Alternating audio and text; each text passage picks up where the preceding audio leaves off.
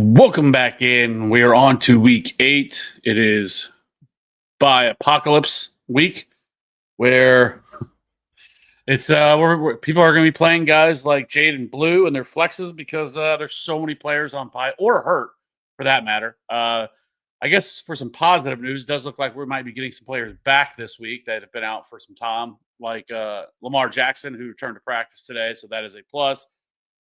But guys like Nico Collins looks like he is going to miss with a concussion. He did not practice today, and just to be able to meet the bare minimum requirements for the concussion protocol, he probably needed to get in a limited practice today to be able to return on Sunday. So he looks very unlikely to play this weekend. And then it does look like Debo Samuel and Terry McLaurin have a chance to play this week, though Jaden Daniels will be out. So, yeah, it's fun times for fantasy football this week and scouring the waiver wire to try to find anybody to play. And honestly, we might be better off this week with playing some tight ends in our flexes this week because it is rough out there in some of this stuff we have going on. So, regardless of that, we are here to answer all of your questions. So, if you have any start sit questions, be sure to leave them in the chat and we will get to them. As of right now, I show 0. So, with that being said, I think as far as this week is concerned, like I said, I think tight end and the flex is going to make a lot of sense this week. I think that for us, that guys like Aronde Gadsden, who popped off last week, was a big waiver wire ad. He makes a lot of sense as a flex option this week. I think, some other options, Mason Taylor, K. Otten, Noah Fant, Dalton Schultz, like all these guys, Colson Loveland, I think are all players, Theo Johnson, that I'd be looking at to start in my flex this week because of the situation that we're in with so many players not playing this week. So, got some questions in here. Corey dropped Mason Taylor, picked up Kincaid. Don't know why Taylor isn't getting the targets.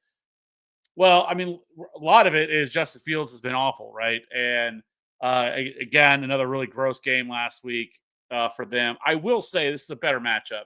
We kind of talked about it a little bit with Carolina. That's why I like Carolina Panthers defense so much, was because they've done a really good job against the pass this year for the most part. And they've really actually done a pretty good job against the run. Like, they've been a pretty good defense. They've just been a little bit underrated for the most part. Better offenses like the Cowboys have been able to get to them. But I do think that better days are ahead for Mason Taylor. I think it could be this week because they get a better matchup this week against the Bengals, where we know that, the Bengals defense just isn't great, right? And I don't know if Trey Hendrickson's going to play or not. If he doesn't, that's a problem. It looks like Tyrod Taylor's going to start. I know Aaron Glenn came out and talked about, well, we're not going to, we don't want to give up our competitive advantage. Like, I don't know what we're talking about there. You're 0-7, bro. But anyways, yeah, if Kincaid was sitting out there, yes, I'd take Kincaid all day over Mason Taylor. I like Mason Taylor as much as the next person, but I have Dalton Kincaid as a top 5 tight end this week. Jose dropped Golden for Noel or Mims. I would go Jalen Noel. I like Jalen Noel quite a bit this week. We kind of saw him at the end of that Seahawks game. For the people that stayed up and watched it, it was super late. I think it was like 1 a.m. Central Time, like before that game almost got over with. But once Nico Collins went out, like, we started to see a lot of targets funnel towards Jalen Noel's way. And even better for him this week is Christian Kirk also hasn't practiced. I doubt he plays. I know it's only Wednesday. Wednesday is not the end-all, be-all.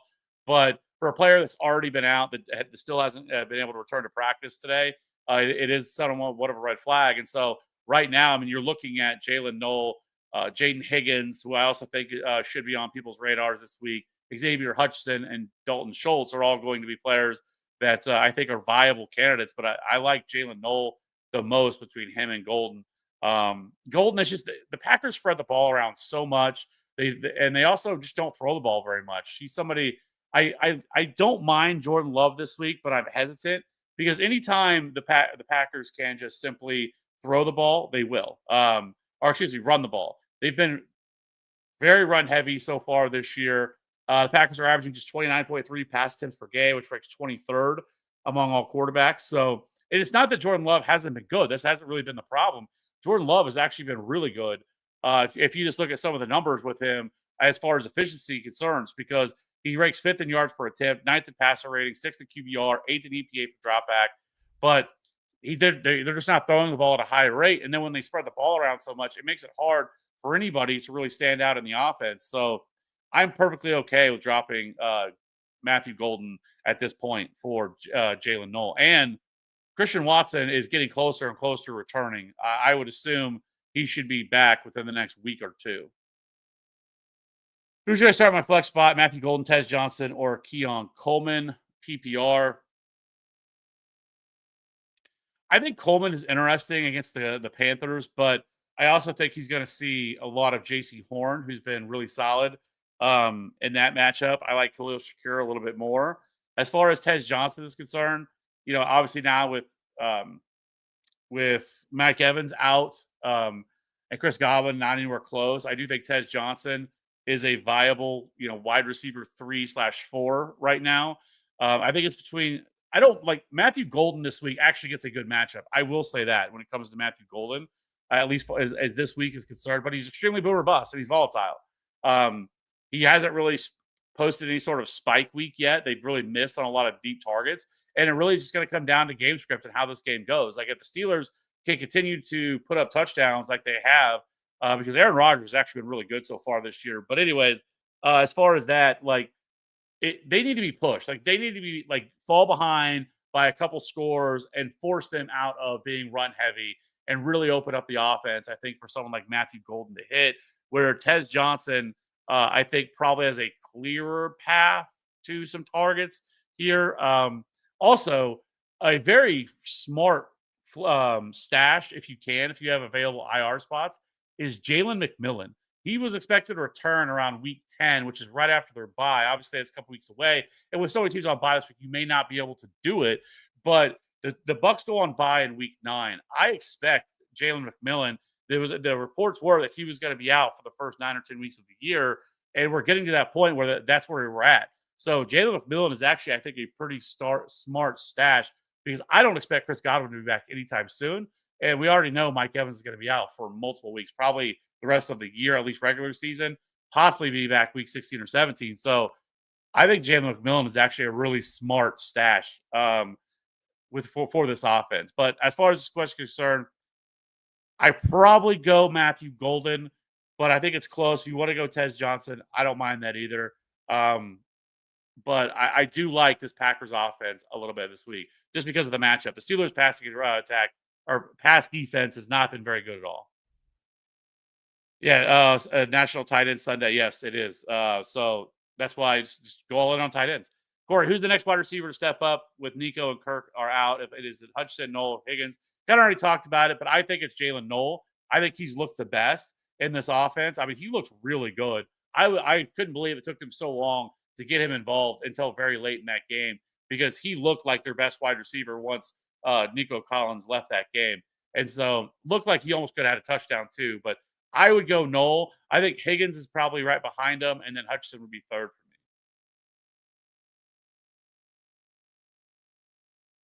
for me. Next up for me, got a crazy one, full PPR from Bryce. Noel, Butte, Monangai, Fannin, Bateman, Theo Johnson, Noah Fant, pick 2.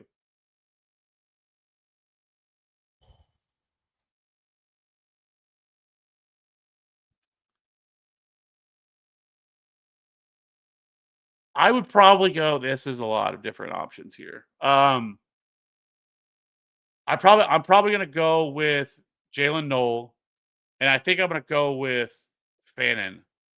We know like the game last week, it was a good matchup for Fannin, but it was just brutal weather in that game. Like it was not great for those two offenses for the Browns. The Browns were able to just basically play really ball control offense in that game against the against the Dolphins and just run all over them. They didn't really have to open up the offense. I think that's different this week when you're going to be playing the Patriots in that matchup. So I like Fannin here as a top 10 tight end. I would go with Jalen Noel and Fannin for me. Harold Fannin, I think would be the two that I would go with. What can we expect from Christian Watson when he comes back? Like I think it's a lot of the same, right? Like it's because Jaden Reed's gonna be back at some point too. And so Like this offense is going to become extremely crowded. And for an offense that's low volume, like I don't think there's a lot of upside really with any of the Packers wide receivers, maybe Romeo Dobbs, but he's even hit or miss. And so, unless they're in game environments where they're going to have to throw, like in games against like the Lions, where they're going to be, I know which is different earlier in the year, but like I think when you go to Detroit, like they're going to be forced to throw the ball. I think those are the only times we're really going to be able to trust the the Packers. Is the reason why the Steelers like to use three tight ends still disappointed in my DK isn't producing. One, I think the problem is they don't have any other options. Is one of the problems. Um, I think some of their best players are their tight ends. Like you have Roman Wilson, who's their number 2 wide receiver on that team, and that's why there's been all the speculation that they're looking for another wide receiver because they need somebody else to go along with him. And so I also think that because their offensive line isn't great, like it's not bad, but at least in terms of pass protection, when you have, especially when you have a 41-year-old quarterback, you want guys in there that are going to help block and chip and do some of the things they're going to do. And that's really why they've been really heavy with having 3 tight ends out there. And so it's worked for them, obviously. And so I don't think they're going to go away from it. They also like to run the ball a lot because honestly, Aaron Rodgers got there through touchdowns this year. He's like an 8.1% touchdown rate, which is ridiculous. His passing yardage isn't great. I think he's like top 15, 16 in passing yardage, but he's top 10 in passing touchdowns so far this year. Like that, he's been getting there through the air, through passing touchdowns. But the Steelers desperately need another wide receiver. Like we all know that DK Metcalf is not like a true alpha wide receiver. Never has been, never will be. And so they need another wide receiver to go with DK Metcalf. It is frustrating because we have seen Aaron Rodgers and other offenses just pepper his number 1 wide receiver like a Garrett Wilson or a Devontae Adams, whenever he's had those guys. He just hasn't done it with DK Metcalf. So it's going to be frustrating with DK Metcalf, but his big capability is going to give him those spike weeks, which is what he's pretty much always been. Generation X, Ertz, Pitts, Theo, Henry, or Schultz this week. I would go with Zach Ertz against the Chiefs. We're going to have Marcus Mariota playing. Marcus Mariota is like a functional backup quarterback. He's not great. He's not terrible. You could definitely do a lot worse than Marcus Mariota. This is a road matchup against the Chiefs on Monday Night Football, so not necessarily the best environment. The Chiefs' defense has been pretty good. But the Chiefs' defense is also very bend but don't break type of defense, and they can be had by tight ends. So I don't mind him, but I will say it will help with having Terry McLaurin and Deebo Samuel, who are both expected back this week. I'm 5-1, 13-team league, 13-team league. That's different. Trade Baker for May. Also have Bo Nix trying to play in the rest of the season. Baker's weapons are hurt. Makes me worried. So I get that, but we've also seen Baker Mayfield. As far as we've seen Baker Mayfield without most of his weapons all year still produce at a really high rate.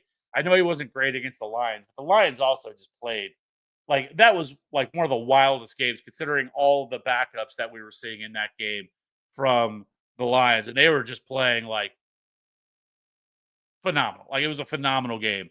But I mean, you're talking about like 3rd and 4th string DBs that were out there and just doing a phenomenal job. I mean, it was just crazy to watch. But I also say that Drake May has been phenomenal. And what you like about Drake May is one, their schedule is really good. I think he has like a top 5 rest of season schedule for quarterbacks.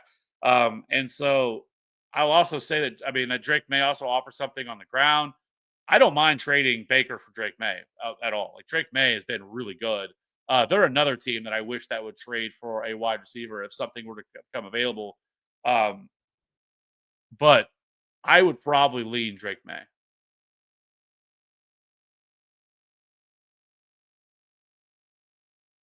Generation X, keep Ertz in even with no Daniels, or go with someone on the waivers like Henry. Yeah, I would go with Schultz. What defense do I start? 49ers, Texans, Ravens, Steelers, Browns, looking ahead of schedule as well. As far as this week is concerned, I think you have to go with 49ers. I talked about them in the defense video that I did this week as kind of like a bonus option because I knew Nico Collins was going to be out. And like I will say, as far as the 49ers have played so far this year, despite all their injuries they've had, which they've had a ton of injuries so far to this defense, with losing Nick Bosa, losing Fred Warner. I've also big blows. But also the Texans' offensive line is terrible. We saw it on display against the Seahawks, and they cannot give Nico Collins, CJ Stroud any time to throw. Like he has zero time. And then he's starting to see ghosts where he has open wide receivers, but he's not hitting them. And so I think the 49ers defense can wreak havoc here in this game against them. So of the options you have, I probably go 49ers here. Um,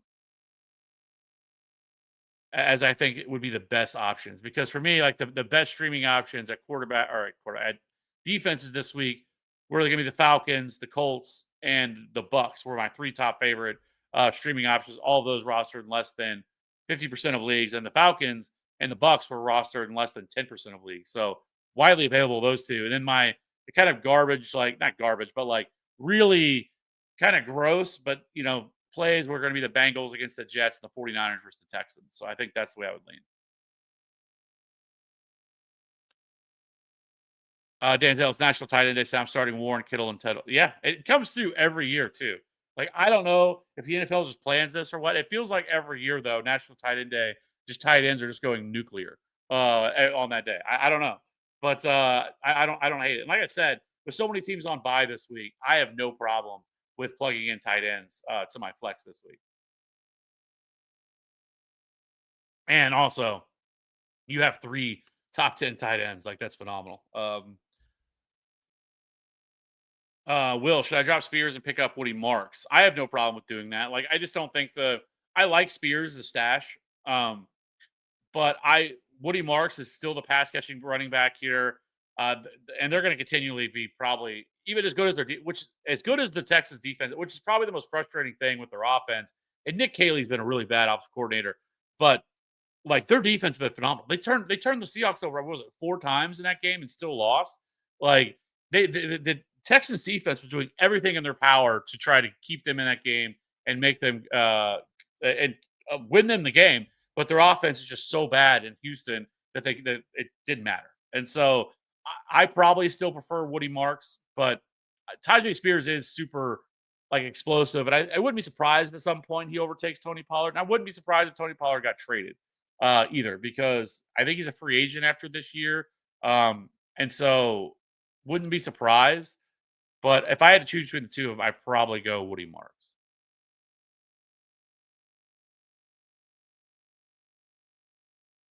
Ronaldo, Gadsden, Mason, or Fanning, or Fannin. Sorry, it's really close between Fannin and Gaston. I do have Fannin ahead of Rondé Gadsden. I will say this though, I am really excited about Rondé Gadsden, even though it's a really crowded offense. Rondé Gadsden looks like, and I don't want to get like too over myself, but I would say, I mean, he really kind of looks like, I would like put it like a cross between like a young Darren Waller or a young Jimmy Graham. Like he looks really good, and to command those kind of targets and the stuff that he was doing in that game, I think really stood out to me. But I still would probably slightly lean Fannin just because clear path to targets, unless David Njoku were to be back, and then that would change, and then I probably would then go Gadsden.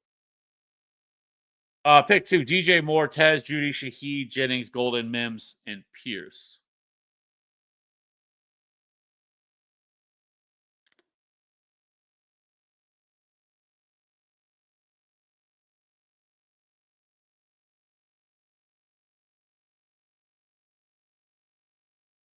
This is going to be DJ Moore and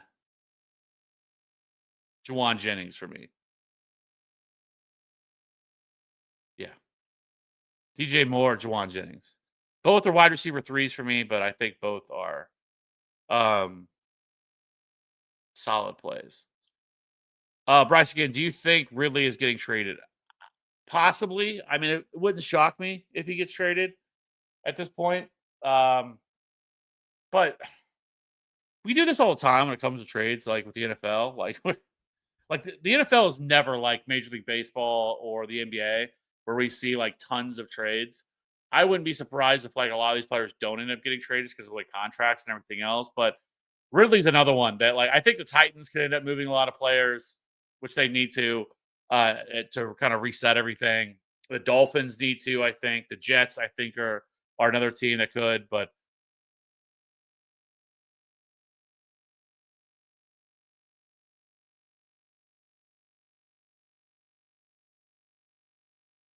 sorry, he's blocked. He's tied in 12 for me this week. Um, let's see, Bryce again, Flacco or Mariota. This is gonna be Flacco for me. Where are the quarterback?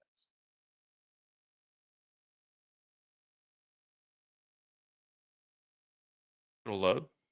There it goes. Okay. Um, so I have Joe Flacco QB 14, just outside of a top 12, and he's somebody that I'm gonna be talking about in video that'll come out tomorrow. But he has been phenomenal in the 2 games that he's played so far for the Colts. I think he's put up like 19 and 26 fantasy points so far in the 2 games that he started with the Bengals. I think I said the Colts. What was it? What am I doing? With the Bengals. And the Jets aren't like great against opposing quarterbacks. Like they're not terrible, but they're not great either. They allow the 14th most fantasy points. And also, it looks like Sauce Gardner's not going to play. He's in concussion protocol. And so now you're going to have Jamar Chase without Sauce Gardner out there. And so I like Joe Flacco. I think he's a top 15 quarterback play this week, all things considered. So I would go with Joe Flacco. Where was I at? Right here. Noel Mims, Calvin Austin need one wide receiver. I would go Jalen Noel. I don't mind Marvin Mims too. I think he's like an interesting flex play as well. Obviously, great spot against Dallas. Dallas defense has just been beat up and at every position. Like they pretty much allow like the most fantasy points to like every single position. I don't think there's a position that they don't allow either. Like they're not top 3, top 4, top 5 in terms of allowing fantasy points to opposing positions. So anywhere you can target the Cowboys, I'm all for. But I would go with Jalen Noel. Pick 3: McConkey, Waddle, Diggs, Addison, and then Pacheco or JCM. Give me Jalen Waddle, Jordan Addison.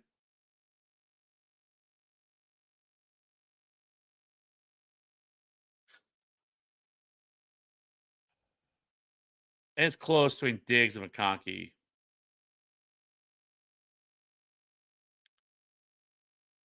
Where do I have him?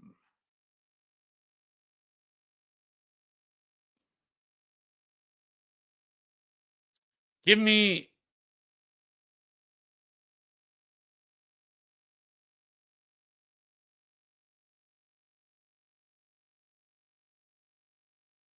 Lad McConkey as the other one.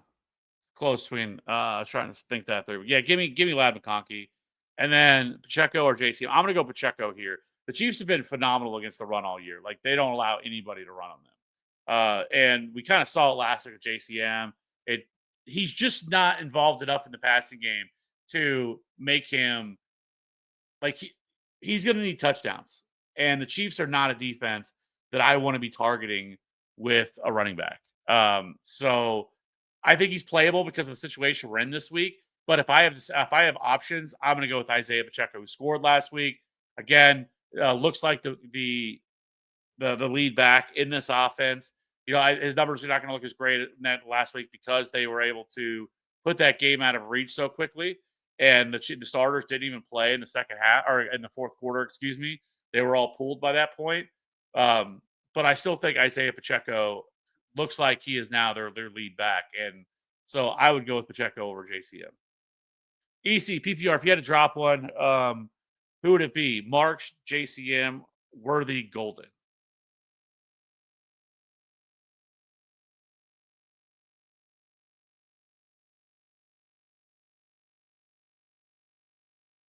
I probably drop Golden.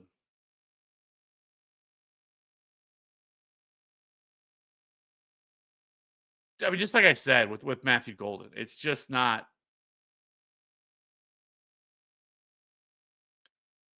He just. I mean, I don't feel like he's a player that if I drop him, that he's ever going to kill me. Like I'm going to end up like seriously regretting it. I mean, he's had like 1 week where he's a top 24 wide receiver, and then 2 other weeks or 1 other week where he was a top 36 wide receiver. Like other than that, like he's been pretty bad. So like if I'm desperately needing to drop somebody, it would be Matthew Golden. Emilio, Fitzgerald, Romo, or Badgley.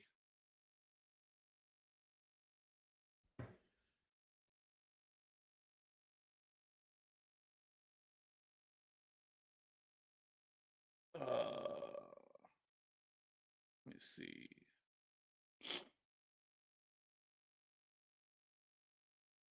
There.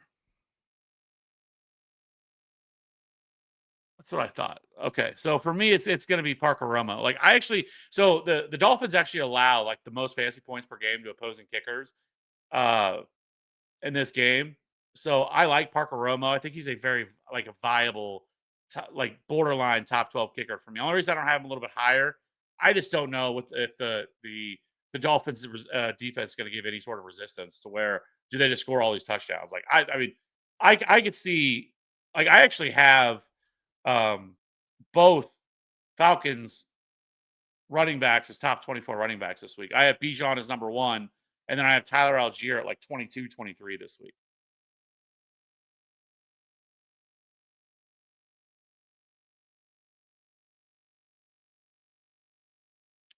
Ronaldo Tez, Johnson or Josh Downs, Troy Franklin, Slayton Mims, pick two.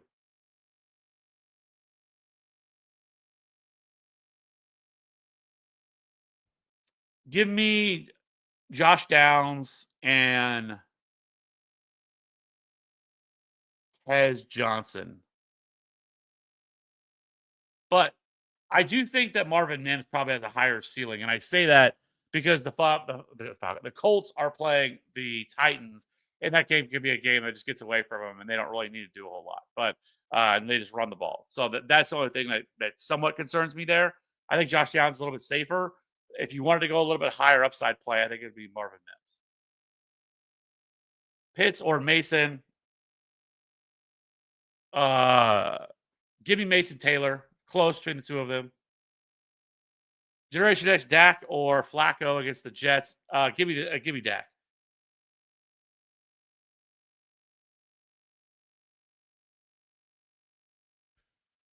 I mean, just I know they're going to Denver, but like honestly, the Denver's defense like hasn't been as good as we thought it was going to be this year. Like it's been good against like teams that they should be really good against, but we've also seen teams come in or whether it's there or on the road have been able to put up a lot of points. I mean, we saw the Giants do it last week. We've seen the Colts do it, and right now, I mean the Colts or the Cowboys offense is the top 5 offense in the league, and so like I can't sit Dak Prescott.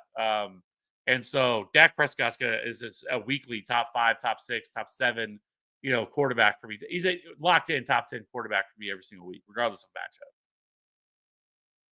David Baker to show up on the injury report. Yeah, I mean, I would be shocked if he didn't play, honestly. Trade AJ Brown, Josh Jacobs, and Ladd for Puka and Juckins.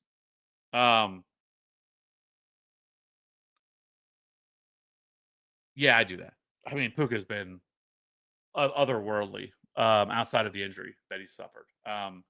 So yeah, I would do that. I mean, AJ Brown, I know is coming off a really strong game, finally, and the Eagles are starting to throw the ball a little bit more recently, especially because they can't run the ball, which has been somewhat surprising, as bad as they've been actually running the ball.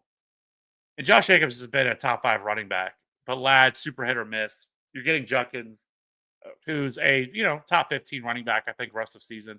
Really matchup dependent, kind of like Derrick Henry in a way of like, he needs the positive matchups to go his way, like in game script, to go his way to really hit ceiling. But we saw it 2 weeks ago where Juckins didn't do anything because of game script and they fell behind.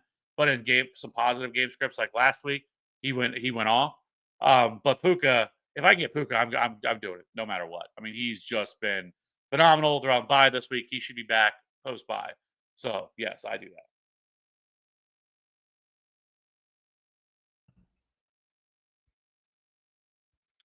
Jesus, and you have Jamar Chase. That's phenomenal.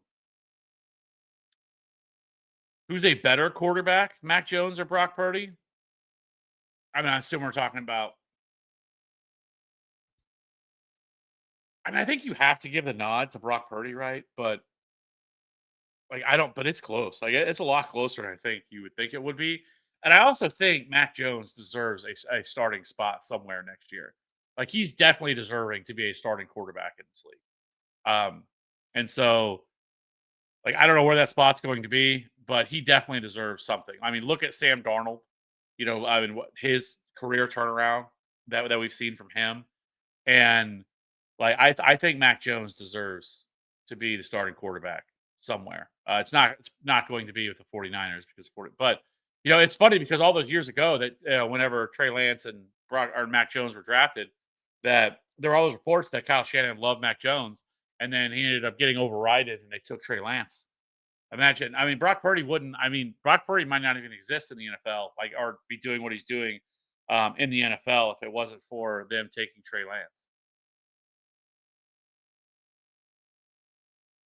And honestly, if you really think about it too, I think that that same draft, or I believe the 49ers traded up with the Colts, I think, that year. I believe. I'm trying to remember because then I think then that's what that led the Colts to draft Anthony Richardson. And then Anthony Richardson was a bust, and then now that's that. Then you have, um, Daniel Jones. So I believe that's the way it all went. I'm trying to remember off the top of my head. Anyways, Danzel, Woody, Chase, Jalen, Rico, or Tyler. Need three. Would you start Pat Fryermuth or Noel over one of them? I'm guessing that's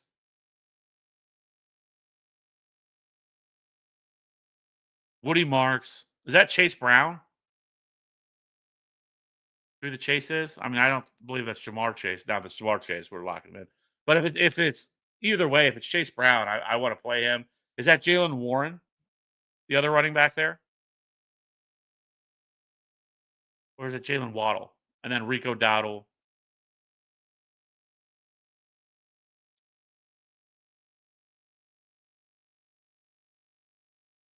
So I would go if that's whatever Chase it is. I would go Jamar obviously. But Chase Brown, I would go Chase Brown, and then Jalen Warren, and then Rico Dowdle would be the three that I would go with, and I wouldn't start Patty Fry or Jalen Knoll over either one of them. Noah, Rashad White, Jordan Mason, Kayshawn Booty, and Kyron Williams.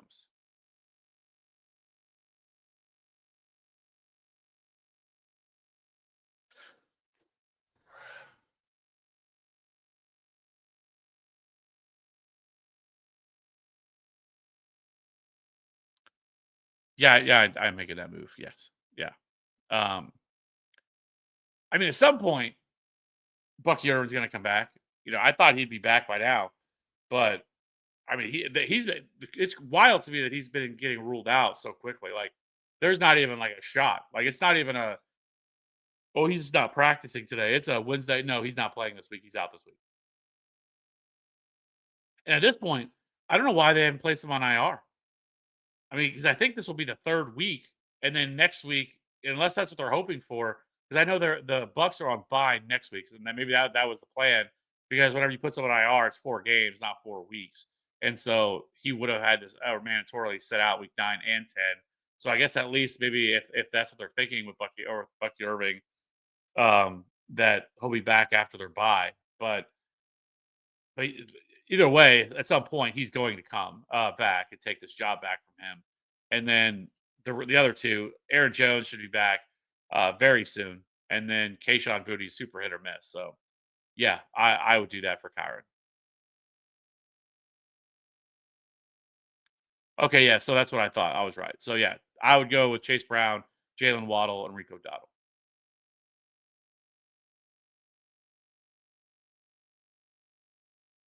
Big Bill struggling against the Cowboys. Should I worry for Dobbins? No, that had way more. I mean, the Cowboys just put belt to ass on that one. I mean, they pretty much for the most part, controlled that game, and I wouldn't be that concerned about it. Now Dobbins is still like hit or miss, right? In terms of, and it's really going to depend on game script for him too, like how this game plays out and what happens here in this matchup against the Cowboys. But I still think Dobbins is a viable RB2 this week. It's just this is kind of like he's fine. Like he's an RB2. Like he doesn't offer a ton of ceiling, I feel like, but I think he's somebody that's going to get majority of the touches from the backfield on most weeks. And so, yeah, I wouldn't be that concerned with it. I don't think all of a sudden the Cowboys run defense all of a sudden turned it around. And um, but I will say with Dobbins, I mean, if you look at him, so like the first 5 weeks of the year, he was basically giving you 14, 15 fantasy points every single game. And then but the last 2 weeks against the Jets and the Giants, he scored 4 and 9 fantasy points.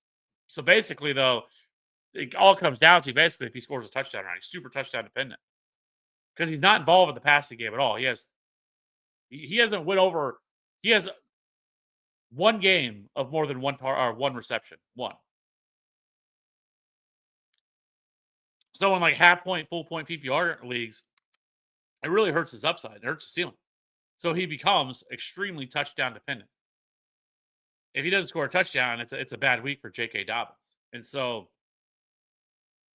it makes him really hard to trust. It also makes me wonder why they don't give any look whatsoever to RJ Harvey and give him more touches as well. But not that J.K. Dobbins necessarily been bad, but he could easily get game script out of games, which is what happened to him against the Giants because the Giants had a pretty significant lead in that game.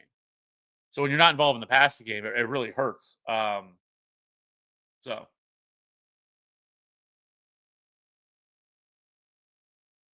never under start Ertz or drop him for Andrews till Bowers returns. I would go with Ertz over Andrews. I know Lamar's back this week, so obviously that's a big plus, or should be back. I mean, he practiced today, so that's a really positive. Which earlier, before the practice even started, there were starting to be reports out there that he may miss, and then all of a sudden practice came and he was out there. So I think that's a positive sign, especially for him to be back on Wednesday. I fully believe I would be shocked if he didn't play this weekend because I don't see a world where the Ravens could go down 1-6 and they're going to make the playoffs. Like even as easy, their schedule is cake. They're like the rest of the way. They got like one or two like tough games left, and like other than that, like it's a joke of a schedule. Like they have a ton of really easy games remaining, and so yeah, I mean, but as far as Ertz is concerned, like you have Isaiah Likely who's now back, who's going to take opportunities away from him. Like I don't mind Mark Andrews, but he's super hit or miss, and I would just rather have Zach Ertz, especially when you have Bowers too. James, in a full PPR league, is Ricky Pearsall someone I should continue to hold out hope for that he comes back and produces things? I think you have to. I don't think you could drop Ricky Pearsall. I mean, unless it's like a smaller league, like an 8 or a 10 team league, maybe something where you have more viable players to sitting out there. Maybe you could. But like in a 12 team league or even a 10 team league with deeper benches, like I think you have to hold on to Ricky Pearsall. He's another player that I don't know why, if he's going to miss this much time, why they didn't place him on IR. Like I don't know what we're doing here with him, but he's like he's still not practicing. He didn't practice today. It doesn't look like he's any closer to being able to return. So it's been frustrating, but I would try to hold on to him if I can, and unless you're just absolutely desperate. But I wouldn't want to be dropping somebody like Ricky Pearsall because when he comes back, he's going to produce. But it will be interesting to see how this thing plays out once like Brandon Ayuk comes back too.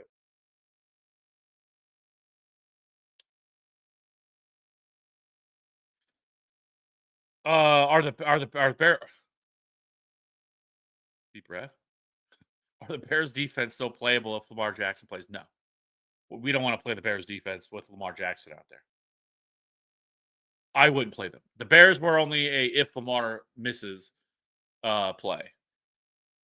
Because I think if Lamar's out there, like I think the Ravens are going to go like scorched earth on some of these teams because they cannot play conservative whatsoever. Like this is going to be like a couple years ago. I think it was the Bills that started off really poorly, and I know the Bengals, kind of had this similar situation where they started off really poorly, and you basically have to like just play with your hair on fire. Like you have to treat every game like it's a playoff game. And so I would not want to play the Bears defense against Lamar and this team coming off bye. So I would not. I think there's better options. Talked about it in the video I did, but the Falcons widely available. But I mean, waivers have already run. I'm sure they were added. The Bucks are another defense that I really like this week against the Saints, top 5 defense. Bring pressure at a top 5 rate in the league. Always have with Todd Bowles. And the Saints defense is starting to show some cracks. Spencer Rattler starting to turn the ball over a lot. So I would move off the Bears. And full PPR league, your thoughts on the upside of Luther Burden? Thank you, great show, appreciate that, James. So I think the upside is immense, but we're seeing the last 2 weeks where they have went way more run heavy coming out of their bye. Now they've been able to do that and get away with that because of the game scripts they've been in. They have not really been trailing. Obviously, they never really trailed at all against the Saints for the most part in that game. And they've been able to control things with running the ball and not having to open up the passing game with Caleb Williams. As far as like with Caleb Williams, like you look at him post bye, he's another guy I'm going to talk about, so I don't want to talk too much. But I will say that the Bears averaged about 33 pass attempts per game prior to their bye. But however, since that point, they're only averaging 27 pass attempts per game since week 5. And so like it's hard for an offense to have a lot of obviously spread the ball around and get a lot of targets if you're only throwing the ball 27 times a game.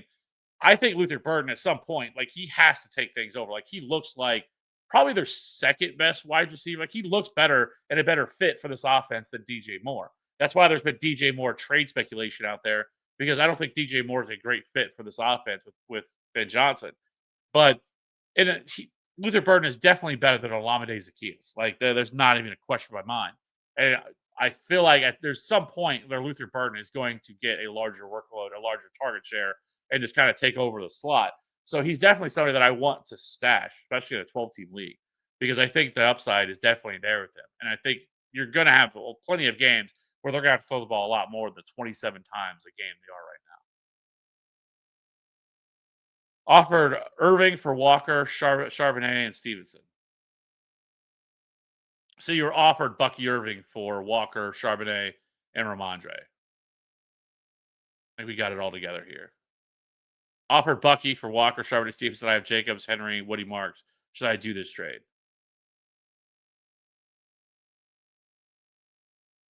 Yeah, I think you have enough depth to be able to make it happen. Like if this would have killed your running back depth, I probably would have said no. But I think with the depth that you have, I do that because you're getting the best player, and I think the best option, right? Obviously, the Bucky Irving stuff has been frustrating because there really has been a lot of that have come out about his injury, and that just every week he's just being immediately ruled out. But like I said, I feel like considering they didn't put him on IR, I think it's more telling to me that they did it because they were always planning on him being back after their bye week. Which if they would have put him on bye, I believe when the injury happened, he would have missed week 10 as well. And so I'm guessing that that's the plan is for him to come back for week 10. And so at that point, I'm okay with not having him as a running back for the next couple of weeks. Good news, obviously Henry's already had his bye, so that's a positive. Woody Marks has already had his bye, that's a positive. And so, yeah, I'm perfectly okay with doing that.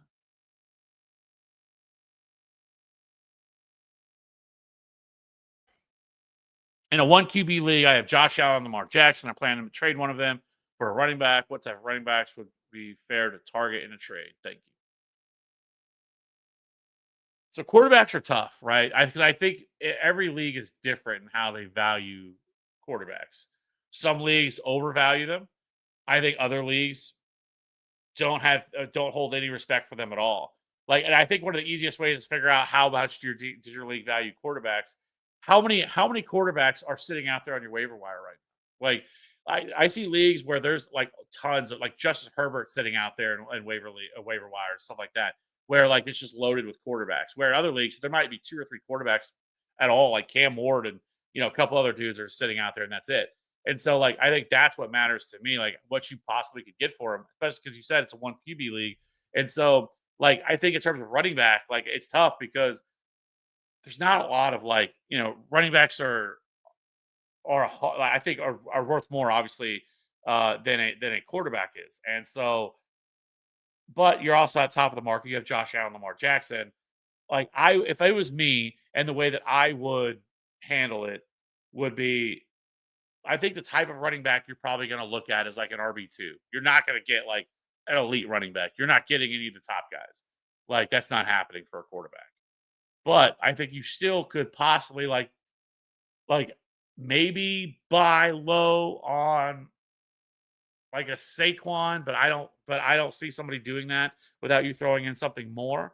But like what running backs could we possibly buy low on?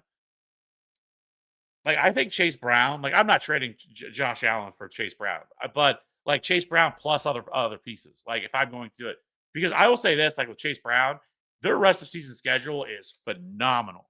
The Bengals is like it is great the rest of the year, and so like, and Chase Brown hasn't really broken out, you know. Um, like he last week he had over 100 yards rushing. That was his best game. Didn't score a touchdown. So on service, like he didn't score a ton of fantasy points, but like you saw it how much better he looked in this offense against the Steelers.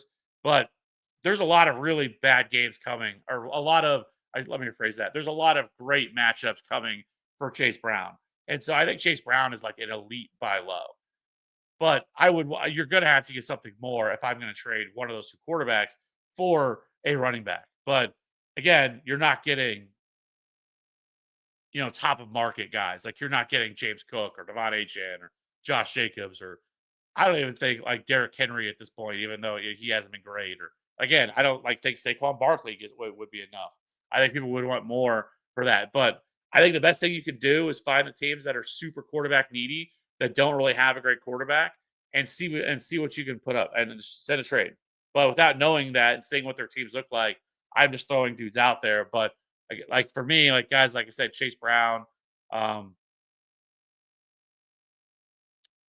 maybe a Bucky Irving because he's been out for so long. Like maybe that could also be an option for somebody that is desperate. But best thing you can do, go to teams that are, 2-5, 3-4 in your league that are kind of desperate, and look at something like that. Thanks always for the info. No problem. Would you start Flacco over Caleb's weeks 8 and 9? I'm starting Caleb this week over Flacco because it's the Ravens. I mean, the Ravens defense should be a little bit better. They got some of their pieces back. Marlon Humphrey's back. Um, Kyle Hamilton's back. So they're not going to be as bad as they were. But this defense still isn't going to be great.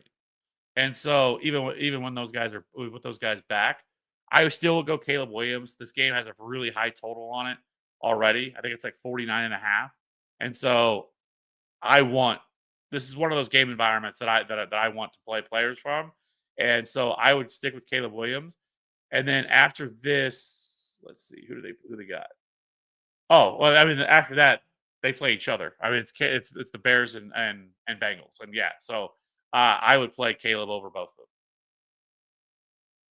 Oh, you're awesome. Thank you. No, thank you guys for being here. Thank you for the questions. Really appreciate it. If you haven't, hit the like, hit the subscribe. It helps out a little bit, but I appreciate it. Hit hard by buys. Start Mims, Judy, or Booty. Booty.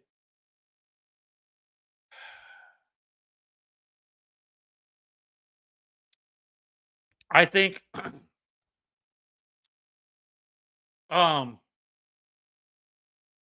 yes. So I say answer my own self. I read a question, then answered it, and didn't show. Anyways, so for me, when I look at this, I think Judy probably gets shadowed or sees a lot of Christian Gonzalez. I don't love the offense anyways, and so I can't play Jerry Judy. I think it comes down to Kayshon Boutte or Marvin Mims. Boutte's very much touchdown dependent. Like if he doesn't score a touchdown, then he pretty much doesn't produce anything. And I think as far as when it comes to Mims, I think he's a little bit safer. I just like the game environment better with the Broncos and Cowboys game. I would go Marvin Mims. He is also boomer bust, but feels like another game where you're gonna have to see Bo Nix drop back a lot, throw the ball a lot, which is good news for guys like Marvin Mims, Troy Franklin, and Cortland Sutton. So I would go Marvin Mims if I didn't make that clear. Arturo, I'm in the same spot in my league with Josh Allen. Josh Allen can get me a CeeDee Lamb. Should I do it if I have Jackson Dart? Absolutely. Yeah. I mean, not even. I would break my finger so as hard as I would hit that accept button so quick. Like, yes, I would trade Josh Allen for CeeDee Lamb without question. Taking me, do you have a video with all the position rankings coming? Yeah, it'll come tomorrow. Um, Finished up with most of the research. I think normally I try to record it before I do the show. I didn't have time, but it'll definitely be out probably early morning tomorrow, possibly late like early afternoon, but it'll definitely be out tomorrow. It's a little bit more difficult this week. Having to dig a little bit deeper first, for plays and stuff like that because of all the teams on bye, but it also makes it a little bit more interesting. It kind of makes this week feel like if anybody plays DFS, it feels a little bit more like a GPP type week where we're just going to be throwing darts at some undervalued plays that most people wouldn't think about playing and to see if they'll pay off versus, because we have so many players out. But yes, that video is coming tomorrow where we go over quarterbacks, running backs, wide receivers, and tight ends all in one video, which I've enjoyed because I think it instead of people having to go to 3 or 4 or 5 different videos that the other channels that will put out, and they end up putting out all these different videos that you have to go sit and watch. Some of them are 20 minutes a piece, where I usually can get it all done in 20 minutes, going through basically the entire slate of quarterbacks, running backs, wide receivers, and tight ends, and talking about all the top plays, giving you all the rankings, giving you everything all in one video. And it's been done. I don't think I've had a video yet go over 20 minutes. So yes, long story short, self-promotion. It'll be out tomorrow. George, half-point PPR. Bill, Terry, Golden, or Tez? I'd probably go Terry McLaurin, but man, does it make me nervous. Because he's coming off injury. I don't necessarily like playing players unless they're your absolute studs, coming off an injury. Don't love the matchup against the Chiefs. The Chiefs defense has been really solid for all year. They really haven't allowed a whole lot of outside of week 1 against the Chargers. They really haven't really been a team that a lot of teams have been able to come in and score a bunch of points on them. I mean, they shut down the Lions. They shut down the Ravens with Lamar Jackson. So it makes me nervous, but the other 2 options you have, I think, are also pretty boom or bust.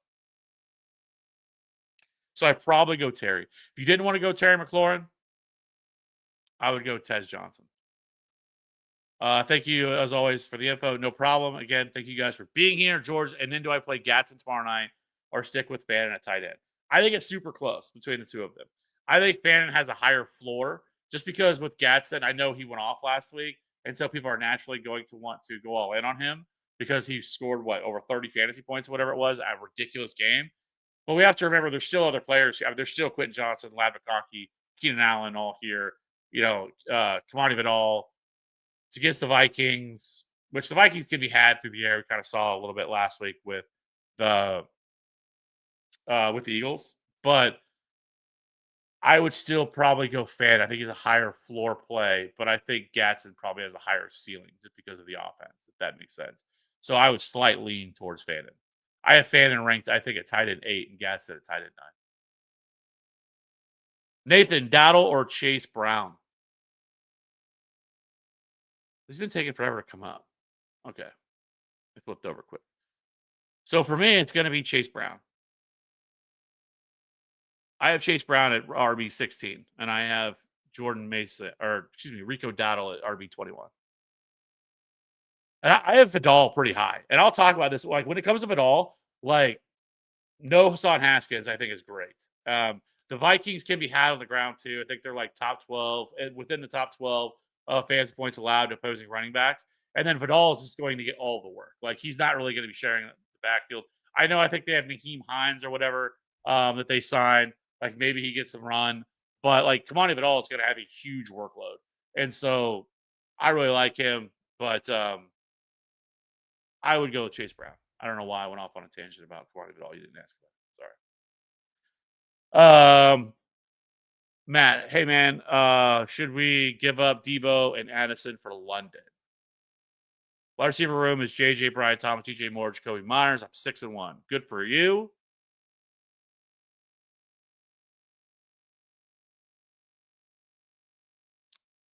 I know it sounds crazy, but I don't know if I do that.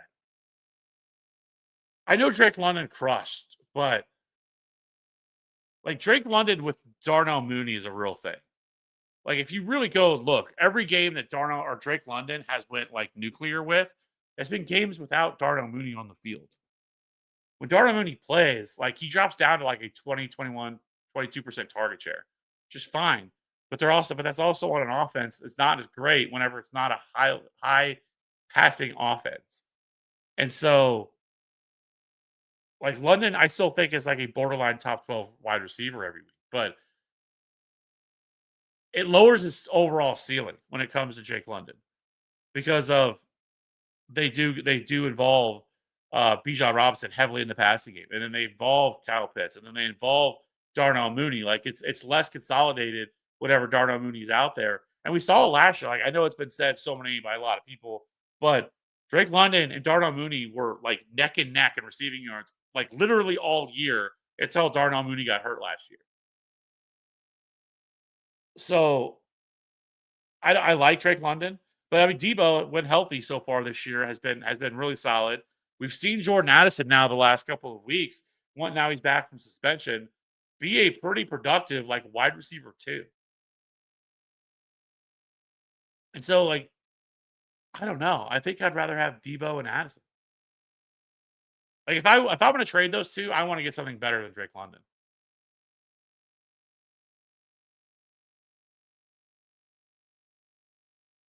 As a Jets fan, my team stinks. Do you see Justin Fields as a backup quarterback?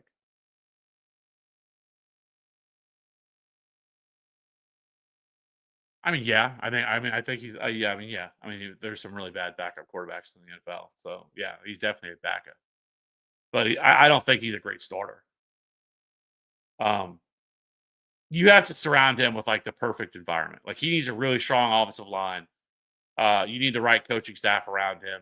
You need the right pieces around him to be able to for him to really pay off. Like he's not a quarterback that could drop back 40 times a game and win. Like it's never gonna happen. It's why like he struggled the last couple of weeks, and then they haven't had Garrett Wilson.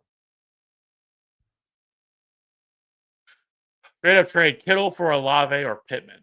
I have Ferguson.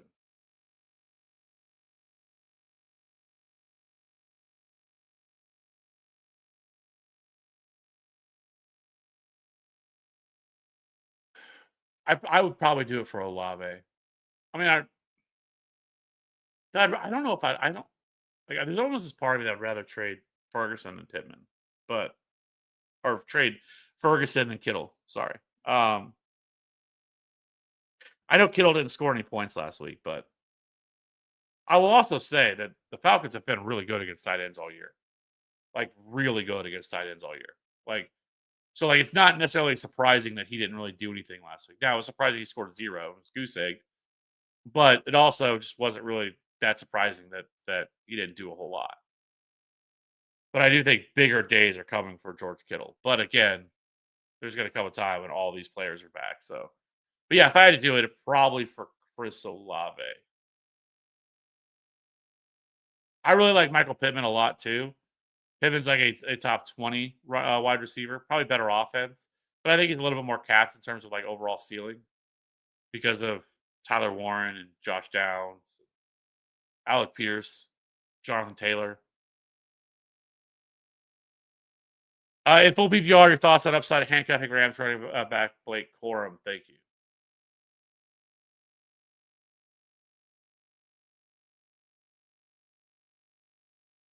I mean, so I mean, if something happens to Kyron Williams, we know what's going to happen. Like that's the value of Sean McVay running back is that for the most part he's going to have a true workhorse back. I know this year they're trying something a little bit different, giving another running back a little bit more opportunity behind them. But I do believe if something happened to Kyron Williams and he went down, that Blake Corum is probably stepping in and just handling the majority of the touches in the backfield. So he's certainly one of the best, like pure handcuffs, right now. Like it's him, Tyler Algier is certainly another one. And I'm talking about guys that are just like, we know the clear backup. Like, I think DJ Giddens would be for Jonathan Taylor. I feel pretty confident in that he would be that guy. So that's why, like, I've pretty much had like DJ Giddens, like as much as I can stashed on my benches because I think that if something were to happen to Jonathan Taylor, which hopefully it doesn't, because Jonathan Taylor has been phenomenal. But if he did, which I think he's only played one full season his entire career, that if something happened to him, DJ Giddens would be a massive waiver wire ad. But there's like certain plays, I guess is what I'm saying, where it would be pretty obvious of who that backup is, and Blake Corum is definitely one of them. How's it going? Do you prefer Bill or Chase Brown? So I would go Chase Brown. I have Chase Brown higher. I like Chase Brown quite a bit.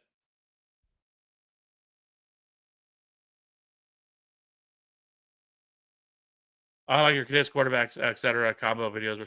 Well, I appreciate that. I appreciate everybody watching them. In the past, we used to do like running backs, like everybody else, a running back video, wide receiver video. But with it just being me, I felt like it was easier just to put it all together and try to give out as much information as I can and to give it to those as a one spot stop just to get all the information you need in one.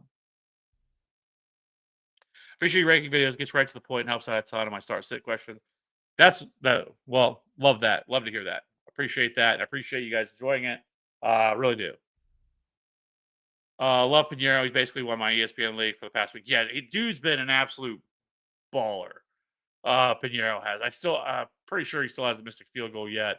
Like, it took a while for people to catch on. And I feel like with kickers, a lot of times in leagues with kickers, is people just kind of set it and forget it. Like they just have a kicker and they're just going to keep riding with it, and they don't really pay attention as too much to what's going on with other kickers. And like Pinheiro there for like 3 or 4 weeks was like rostered in less than 20% of leagues, and he was routinely kicking double-digit fantasy points every single week. And finally, people jumped onto it and picked him up, and now he's rostered over 50% of leagues. But yeah, Pinheiro has been an absolute monster. Hey Dog Gaming, Mongai or Justice Hill.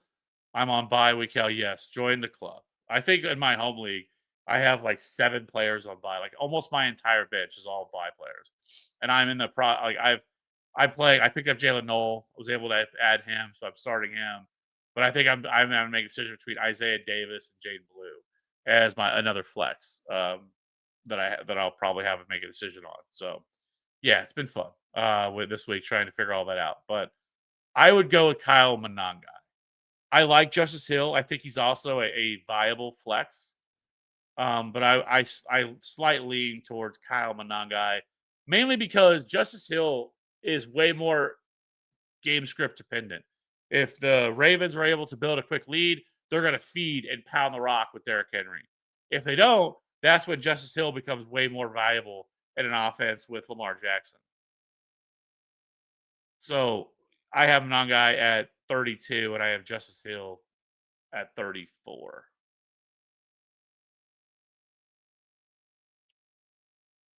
Jack, should I start Juckins or Keenan Allen? This is so tough for me. Like I went back and forth with Juckins. I have Juckins as a top,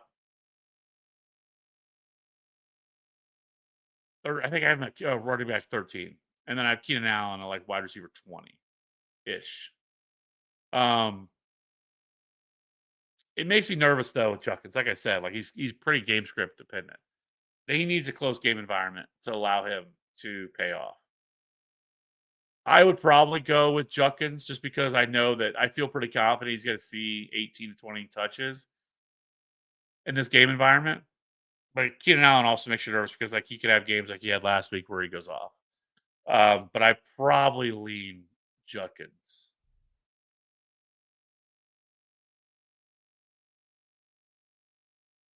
Spicy Cloud, pick 2 flex, Golden, Troy Franklin, Cade Otton, Rashad Smith. So I'm going to flex Cade Otton for sure.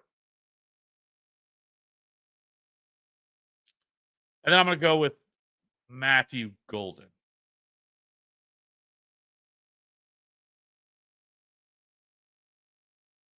And then Jack should start Hunter Henry or Evan Ingram full PPR. It's going to be Hunter Henry for me. I'm just not a big fan of Evan Ingram. He's super like volume dependent. I would go with Hunter Henry. Chris, trade Saquon and Mar for Zay and Brees. I have Junkins, Gibbs, Rico, and I'm done with Saquon and Mar selling my weeks.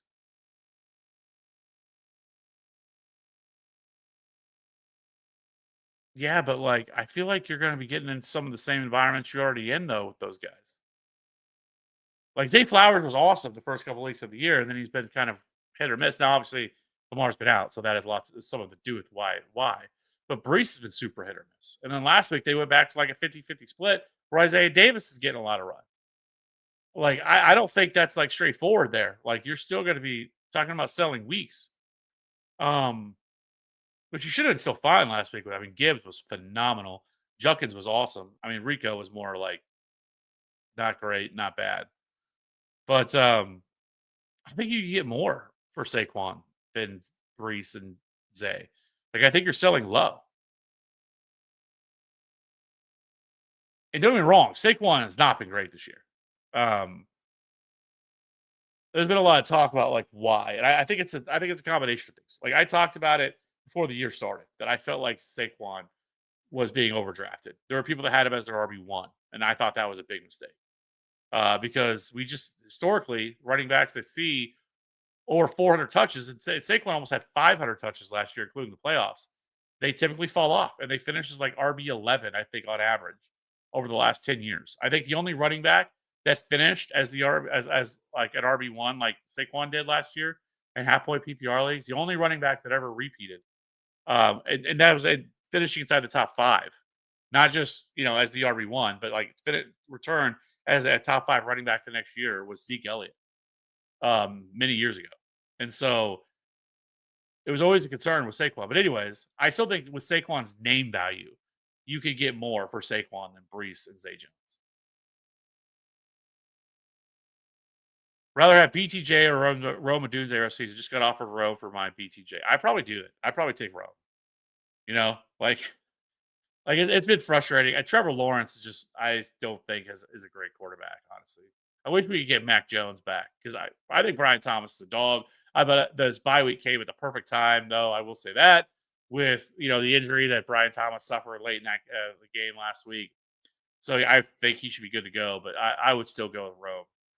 Like I've said, they've went way more run heavy recently, but I think that's also due with a lot of the game scripts they've had.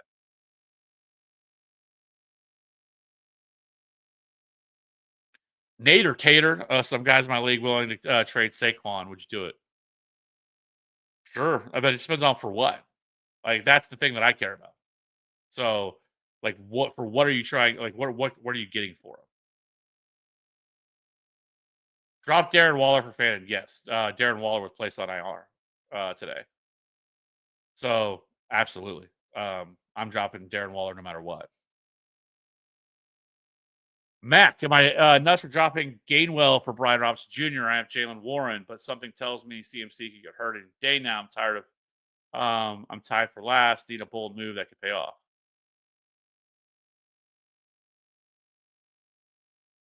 I don't hate it. I mean, Gainwell is gonna get more on a week to week basis. But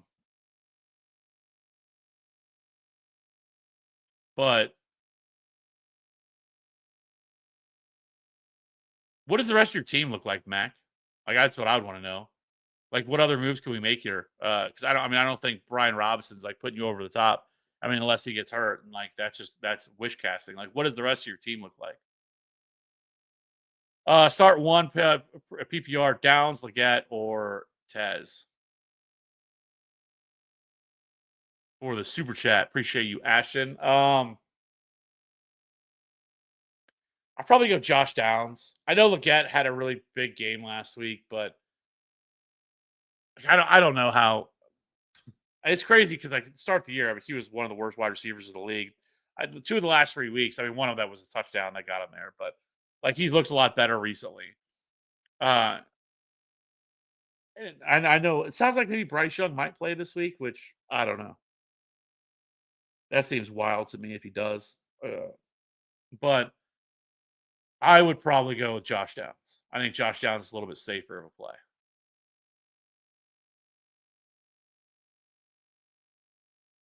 Let's see something. Because what would worry me a little bit with someone like Tez is like, how much do they throw the ball this week? They're playing the Saints. And, are they going to go out and throw the ball 40 times in this game? Probably not, right? So, and you still have Ikbuka, who's still going to be the leader in terms of targets in this offense. Kate Otten is probably second.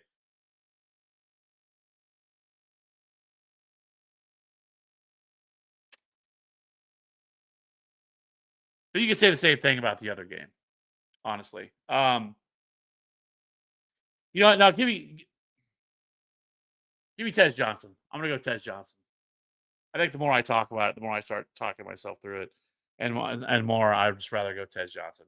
I mean, Tez did see 9 targets last week. Ran 74% of the routes, 4 catches, 58 yards at a score last week. Pretty solid matchup against the Saints, but I am concerned about game script. But you could say the same thing about Josh Downs, and the Colts playing the Titans, honestly. So give me Tez.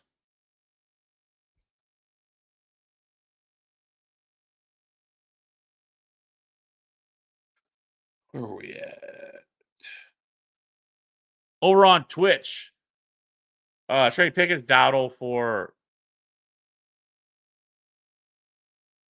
my running backs, Barkley, Jordan Mason, K9, my receivers, Rice, London, Odunze.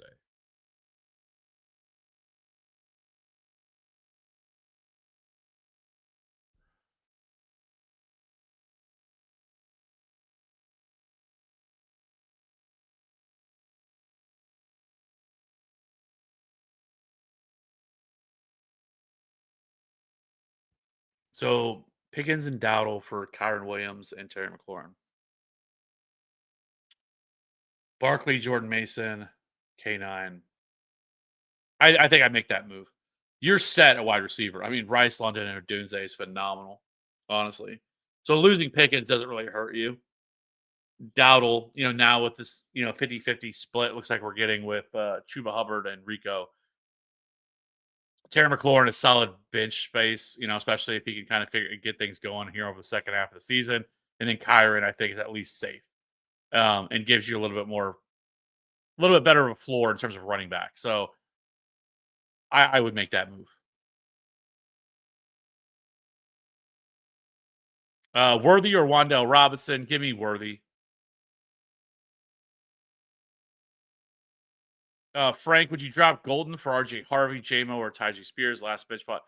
I would. I would drop Golden, and I would probably do it for RJ Harvey. I don't mind Tyjae Spears, just he's so hit or miss. And he's been frustrating. He hasn't been the same in this offense with Johnny Morton as offensive coordinator. And I think at some point the Broncos, right, have to turn to RJ Harvey and give RJ Harvey more touches at some point. Yeah, I don't know.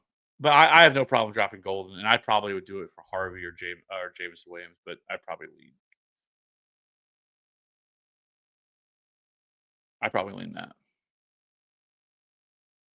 Mac, appreciate the response. Daniel Jones, Lost Burrow, Warren, Dowdle, McMillan. Ted McMillan. Juwan Jennings, Gatson, Hawkins, Darnold, Genty, Walker, Jalen Noel, St. Brown, Myers, and IU. Halfway PPR 12 team.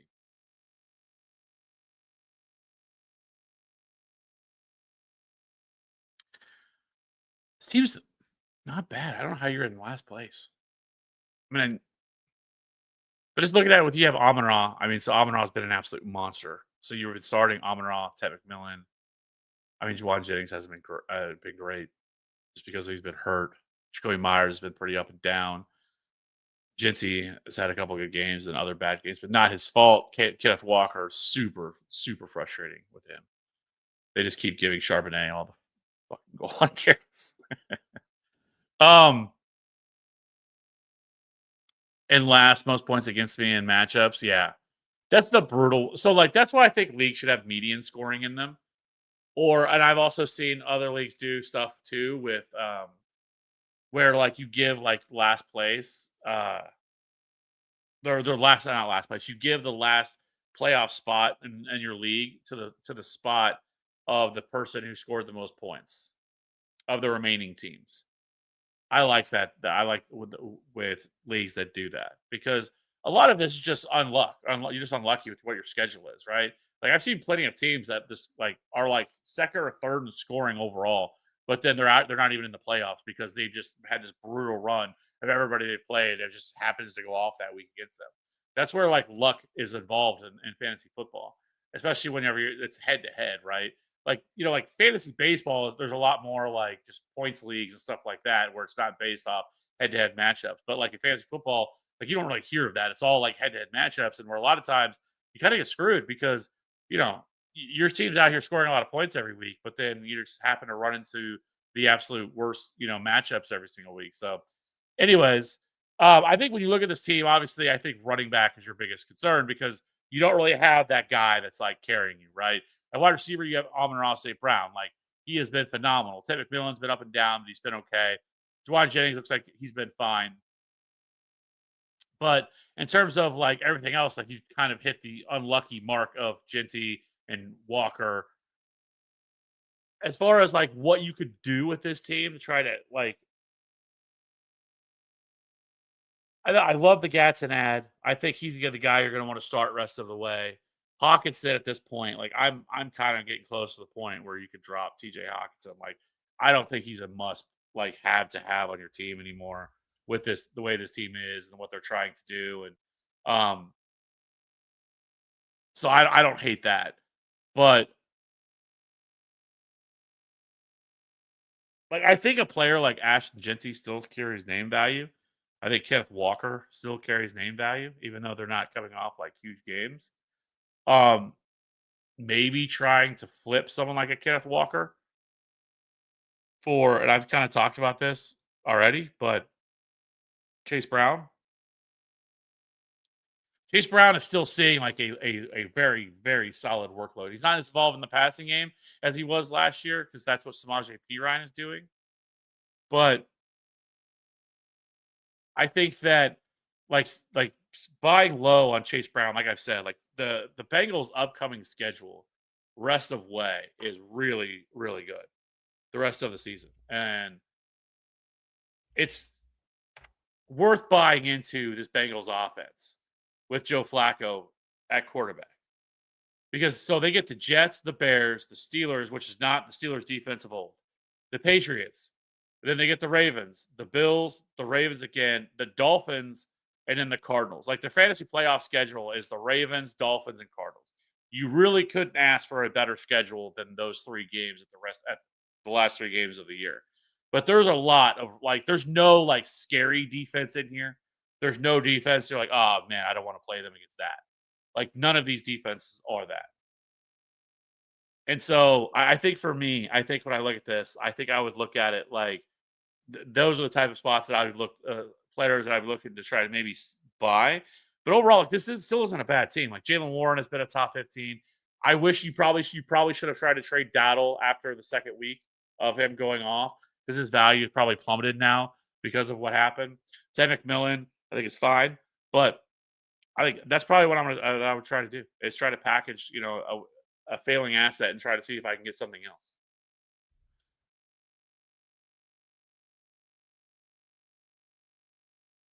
Should I drop Travion Henderson for Woody Marks? I have Kyron, Charbonnet, and Vidal at running back.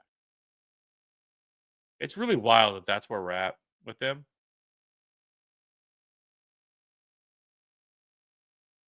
I mean, honestly, like, like who would have thought by this point or at any point this year that we would have thought that Travion Henderson was going to be somebody you could just drop? But I don't think it's crazy. I probably still would rather hold Travion Henderson just because I like the offense more, I like the offensive line more. And I feel like at some point, right, you have to do something to try to see what Travion Henderson can do. But I don't fault you if you want to do it. Like I don't think it's like a crazy move. Let me put it that way.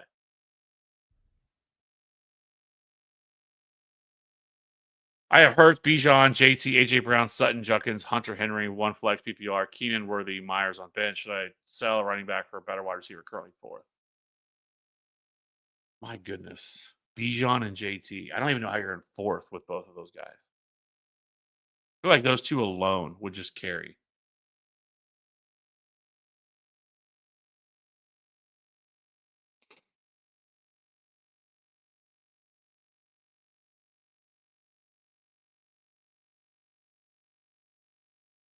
Yeah, but I feel like you're just creating another hole, right? I feel like that's all you'd be doing with this move. So like if you're trading, because like I don't see, oh, I mean Junkins, I guess. So you have Junkins, JT. I'm assuming you have more running backs than just Bijan, JT, and Junkins. I'm sure you have somebody else, but like I don't want to. I'm not moving Bijan. I'm not moving Jonathan Taylor. Like there's no shot I'm trading either one of those because I don't think there's a wide receiver that's as valuable as those two guys are right now and what they're doing. So like it doesn't help you there. Like you're creating another hole. Where I think wide receiver, like you could like piece it together. Like I think Keenan Allen, for the most part this year, is going to continuously be a top 36 wide receiver. Um, Worthy's a little less valuable with Rashee Rice back. Like if I was going to do it, like I'd want to know what other depth you have. I wouldn't just do it to do it. I'll tell you that. But if I would, if you have a little bit more depth at running back, maybe you could move off of Junkins, and especially after the week he's coming off of to try to add a better wide receiver. But like your wide receiver core isn't like awful. Like because hopefully AJ Brown could start to get going. Like this is a game we could build off of after what he did this last week because he really could have had a second touchdown, but he just kind of gave up because it was the end of the game and they were trying to burn the clock because it really looked like that he could house call that last one that he had. But um, and then Sutton is going to be super frustrating because this he just hasn't been great this year. But there's no way I'm trading Bijan or JT. Let me put it that way. So if I was going to, it'd have to be Junkins, and I'd also want to know what other running back depth you had. And if I made a move like that, I would want like another running back in return.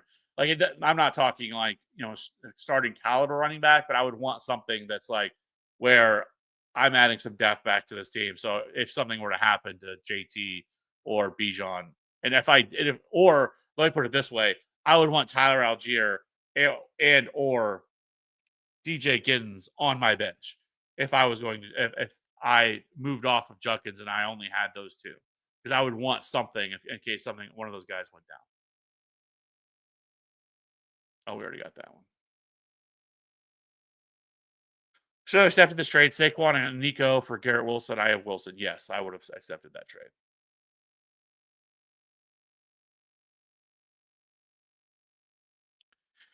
Um, Drake May or Caleb Williams. I love the spot for Caleb Williams. I would still go Drake May. Drake May has been phenomenal so far this year.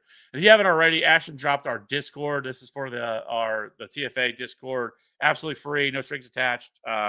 There's pretty much football talk going on there, fantasy football talk going on there at all times. People all drop questions all the time. I try to get to them as I can, but I got between other bunch of stuff going on. But I try to get in there and answer questions. But again, no requirement whatsoever. But if you have Discord, we do have a free Discord. It's absolutely free. Costs you nothing to get into it. If you like talking about fantasy football or football, it's a good spot to be in. Half point PPR, pick one: Ridley, Mooney, Marks, Rashad Smith for flex, or Downs, Mims, look at on waivers. I don't think Ridley plays this week. He didn't practice today. Woody Marks, I think he's like an RB3, like I have here. Mooney, I think, is like a borderline top 36 wide receiver this week. Don't mind him. I would probably go with Darnell Mooney over the other options here. It would be between Mooney and Mooney or Mims and or Downs would be the three. But I would go with Darnell Mooney. Hey GFA, would you drop Pearsall or Gainwell for Rashard Smith? I think the hope is with Smith is that he would turn into like Jerick McKinnon. The question though, for him to be able to carve that rollout would be can he pass protect? That's why Kareem Hunt is still playing as much as he is because of his ability to protect Patrick Mahomes. And until Rashard Smith's able to do that, he's not going to carve out that role.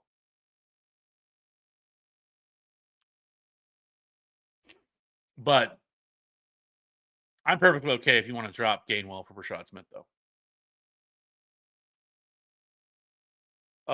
Said Keenan Allen, Xavier Worthy, Chase Brown, or Jordan Addison. Pick 2 full PPR. Give me Keenan Allen. Man, I think I go Keenan Allen and Jordan Addison. Because I like Jordan Addison quite a bit. I think I have him as it's either a low end wide receiver 2 or a high end wide receiver 3. And I have him as a wide receiver 2, yeah, low end wide receiver 2. And I have Keenan Allen. So I have Keenan Allen at wide receiver 19 and Jordan Addison at wide receiver 24. Where's that at?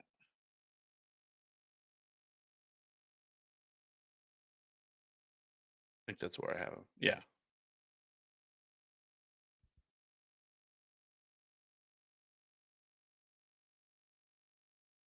Yeah. Okay. So yeah, wide receiver 19 and wide receiver 24 for Jordan Addison. I do like Chase Brown. It's against the Jets. Feel pretty confident the matchup and game environment are going to be there. But he is still. I mean, we still haven't seen anything close to like a spike week. So I would still prefer going with Jordan Addison and Keenan Allen, especially in a full PPR. Dirty lettuce. Flex AJ Brown, Cortland Sutton, or Jordan Mason. I'm gonna go AJ Brown, especially against the Giants secondary. Trade Odunze for London. No, I think I'd rather have Odunze over London.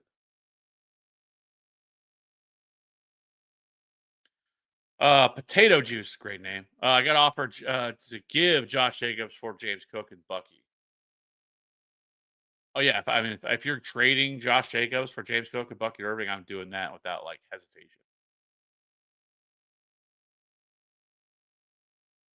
So Junkins or Barkley, full PPR, rest of season.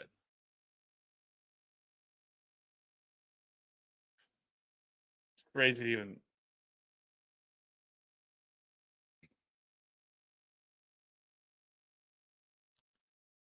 I just want to see.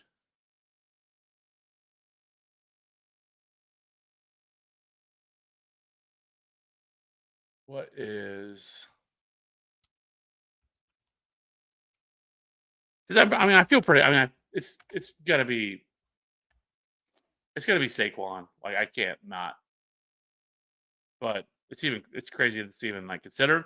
So the Eagles' rest of season schedule is the Giants, obviously the Packers after that, the Lions again. That's not a great matchup. And then the Cowboys, great matchup. Bears, great matchup. Chargers, phenomenal matchup. The Bears are terrible against the run if we haven't been able to figure that out yet. I know at the start of the year, it kind of looked like maybe their run defense was fixed from last year. It's not. It's still atrocious. And so the Eagles, that's a great matchup. And then they get the Raiders. Then they get the Commanders, which is also a great matchup. And then they get the Bills, which is also not a bad matchup. So, like, there's some hope here for Saquon that things can turn around a little bit and he can get better. Because I will say, some of the matchups he's had this year aren't great. The Chiefs game where against the Chiefs have been phenomenal against the run all year. The Rams, for the most part, have been decent against the run. The Bucks are always great against the run. The Broncos are decent against the run. The Giants, not so much, and then the Vikings, not necessarily great either. But I will say there are some really good matchups coming for Saquon Barkley that hopefully he can kind of get things going. So I still would probably put Saquon Barkley ahead. But it's a lot closer than you think. Pick one flex, full PPR, Kelsey, DJ Moore, Marks, Monangai. Thanks. From Dustin.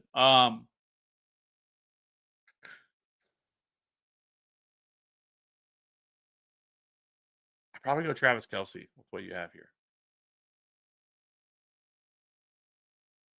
Between him and DJ Moore. DJ Moore is probably a little bit better of an option. Like, in terms of like a higher ceiling type play. Because I'm really worried for Travis Kelce. That's why I'm a little bit lower on him than most. I still have him as a top 12 tight end, but I think most people have Kelce as like a top 6 or 7 tight end this week. I have him at like 11 because Rasheed Rice is going to continue to take away his role. Um, I know he broke off that long touchdown, or not long touchdown, that long run last week against the Raiders, but this isn't the Raiders. Uh, but I probably would still go Kelce over DJ Moore. DJ Moore has been so hit or miss.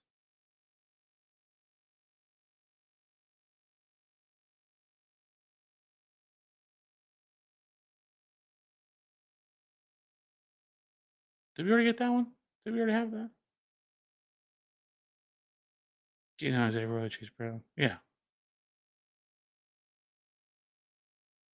A flex one, Kelsey. Oh, that same one. Sorry. KC at home versus Washington or Tampa Bay Bucks at home this week.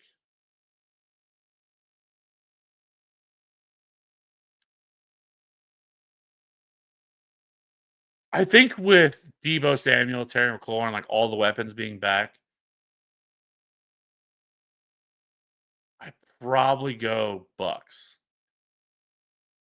It's close. Like I do like the Chiefs with now that Jay Daniels is out. But I do think it helps having all their weapons back for the Commanders this week.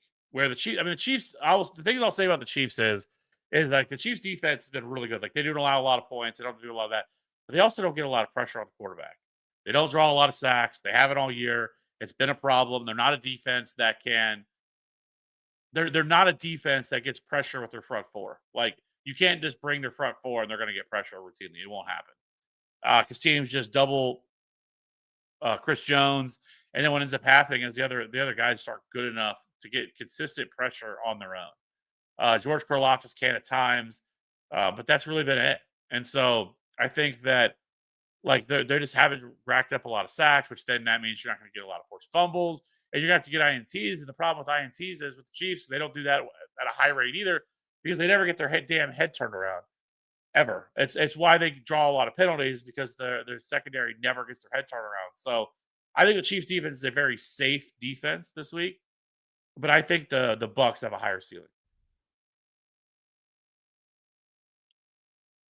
EC Dart or Purdy if he plays this week. I'm gonna go with Dart.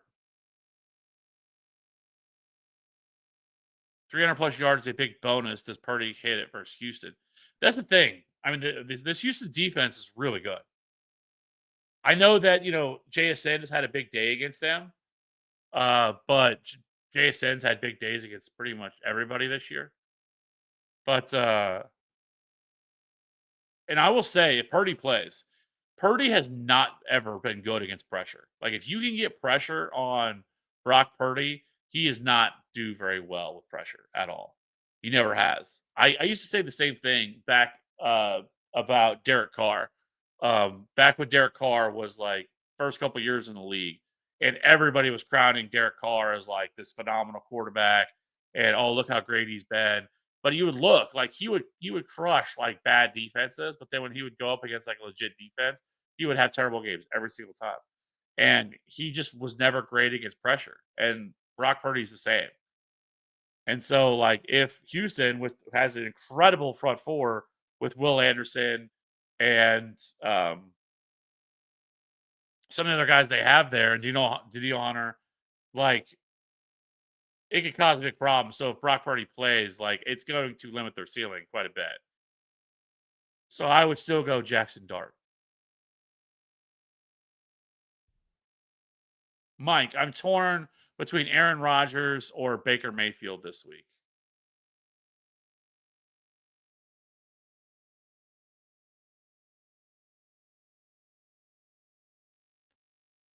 I do like Aaron Rodgers this week. I have Aaron Rodgers as a top 15 quarterback play this week, but I would still go Baker. I know Baker's coming off a bad game against Detroit. I feel like that was more of a one-off than anything. just the Lions defense is playing at a different level, like that nobody was expecting. I still think Baker's going to be fine moving forward, and they're playing the Saints. Where it wouldn't surprise me with these two, with the Packers and Steelers, if it was a little bit more low scoring. Two teams that really want to run the ball, and that's what would the way I could see this playing out. Even being a Packers revenge game, yeah, I just don't think like these two teams are both like really low pace, really run heavy. Both teams are. Both teams want to run the ball at a really high rate. And Aaron Rodgers has been getting there off touchdowns. Like that's really how he's been getting there. It's not because they're throwing the ball at a high rate. I think they are like bottom. They're definitely bottom half of the league in pass attempts per game. It's just he has run super hot on touchdown passes this year. And so where Baker, I'm not really all that concerned with that. So I would still go with him. Would you trade DK for Zay? Yes. Without even with yes. I would. Pretty easily.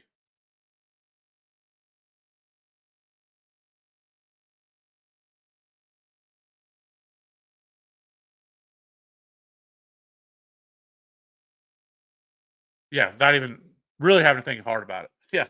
I would do that. DK Metcalf's gonna have spike weeks. Like it's how he's always been. He's been like this for most of his career.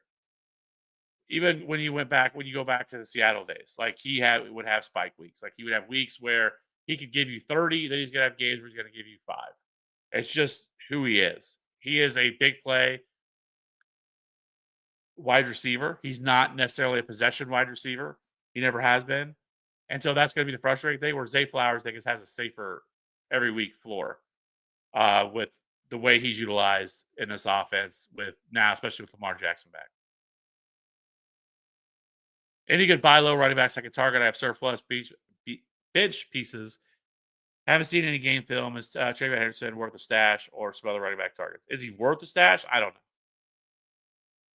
Like honestly, like and I with honestly with him, he's looked terrible this year. There's been a lot of excuses trying to be like when I see people keep saying the same things about Travion Henderson about like what are the Patriots doing? Why are they not giving him more touches? What does he have to do to get more touches? Well, the problem is he has to play better. He's looked horrible. Like he has looked bad. He has not earned any more touches, and that's the problem. And now we're allowing what a guy that nobody's ever heard of and Terrell Jennings to outsnap him now. And you heard after the game when they're walking down the tunnel and Mike Vrabel is saying, you know, that they need to get him more involved in the offense. Like maybe at some point he figures it out and he turns it around. Like it's definitely possible. I think that the talent that everybody loved about him is still there, but I don't know if he's going to get the shot to do it. Like because in the limited opportunities he's been given, he's done nothing with them. But buy low running backs, I think right now you look at like a Bucky Irving, Chase Brown, Isaiah Pacheco, like for players that aren't going to cost like Irving's obviously the most expensive one of the three, but the other two aren't going to cost you a lot to acquire, and you're not investing the value that everybody else did whenever they drafted those players. And so those players are pretty easy to acquire. I think both of those two dudes are definite options you could look at as buy low running backs. Maybe even a Kenneth Walker, but I don't know. That situation is beyond frustrating. They keep talking about giving Kenneth Walker more touches. Kenneth Walker continues to look like the better running back between the two of them.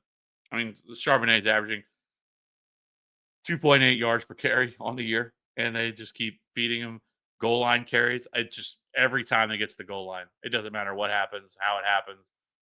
It's just here comes Zach Charbonnet to get the touchdown away from you. Super frustrating. But it just really depends on your league. I'm not like Henderson's like if you wanted to stash him, I don't hate it, but I don't know if it's ever coming this year for him. Jonathan, what's up, bro? 7-0. Good for you. Love to see that. 12 man got offered Lamar Jackson for Hurts and T. Higgins.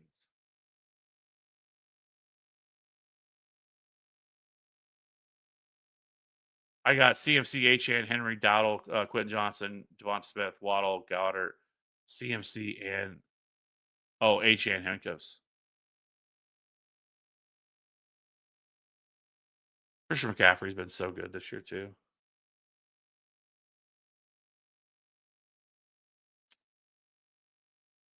I don't.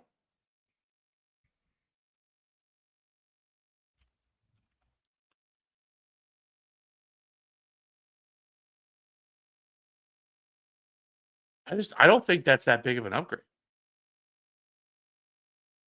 I mean, Jalen Hurts right now is the QB5, averaging 21.3 fantasy points per game. He's fourth in fantasy points per dropback. Like he has one game where he scored the against Kansas City against the Chiefs, week 2, where he scored 11.5 fantasy points. But other than that, he scored 19 or more in every single game. And he has 4 games of over 21 fantasy points, 3 games over 24 fantasy points. Like you're not really getting much of an upgrade from Jalen Hurts to Lamar Jackson. Like it's pretty lateral. And then you're giving up T. Higgins. So I wouldn't do that. I would hold on to Jalen Hurts.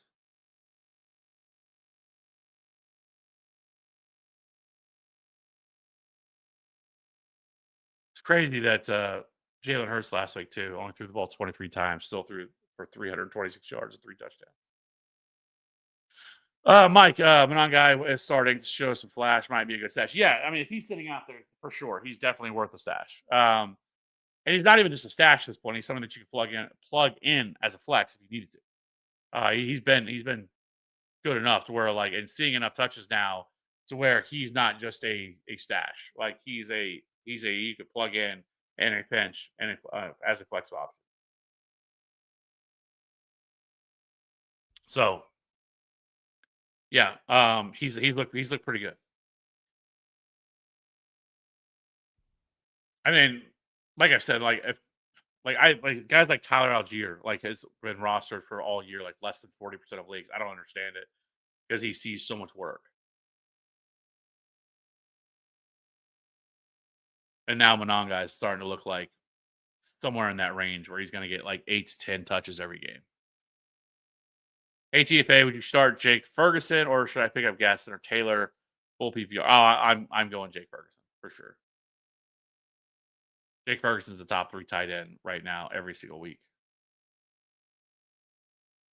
But it is, but I mean, if you have enough bench spots to do it, like if you have as long as it's like more than like 4 or 5 bench spots, 'cause some leagues are like that.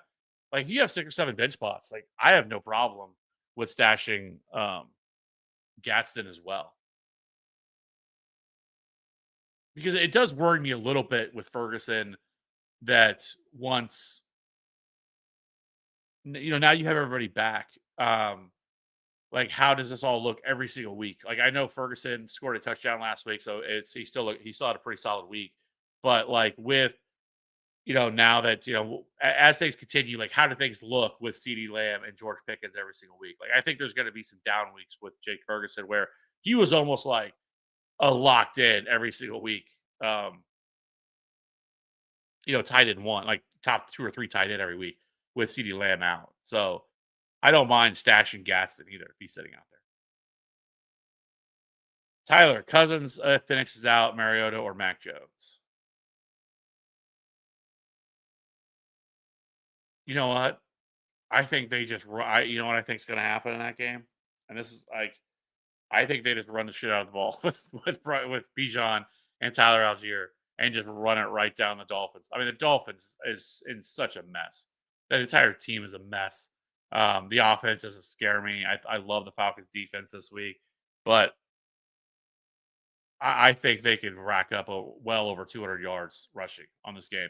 I don't think they throw the ball a lot at all because I don't think they're going to need to.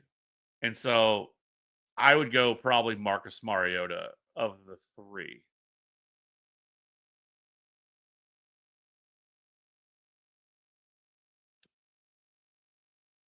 That and we haven't seen Kirk Cousins play since last year, and he was so bad when he played last year. But I don't think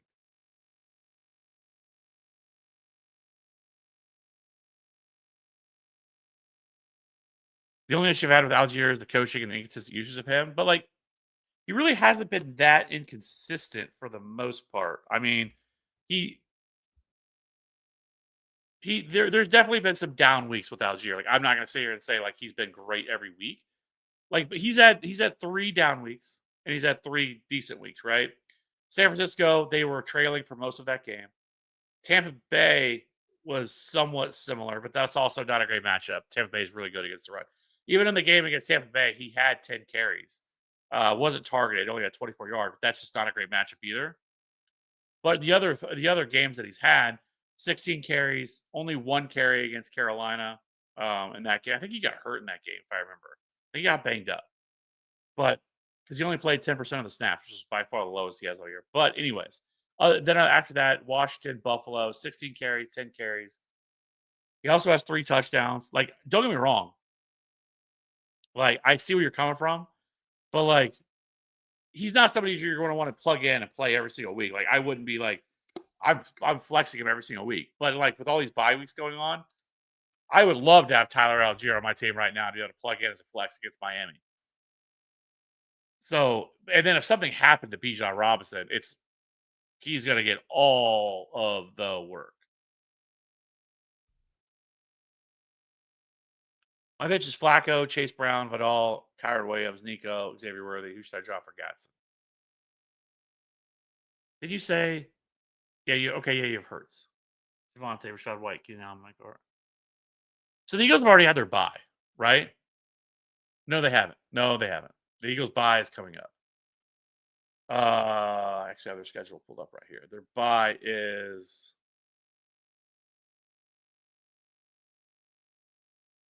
I think it's week 10 or 11. I think it is.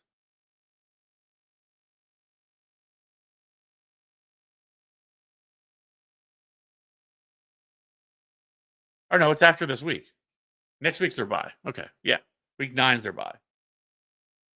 So you probably have Flacco for next week then.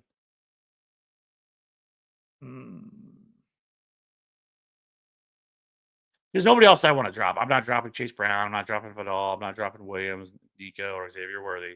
The only option would be Flacco.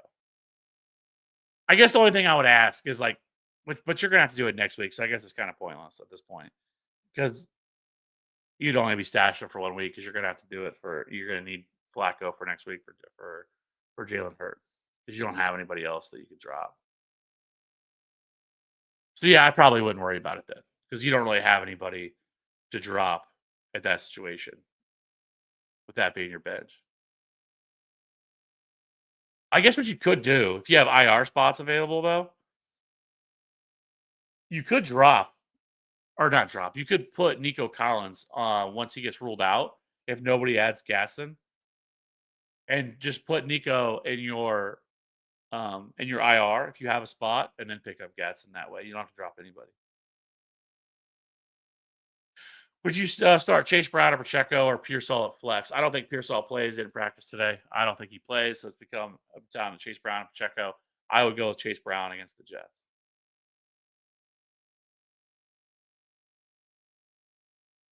EC, Kamara or JCM? I hate this matchup for Kamara, but I also hate this matchup for JCM. So, and I think with Kamara, you just hope he gets involved in the passing game and they utilize him more out of the backfield as a pass catcher versus on the ground, especially with Keenan or with Kendre Miller now out with a torn ACL. So I would go with Kamara.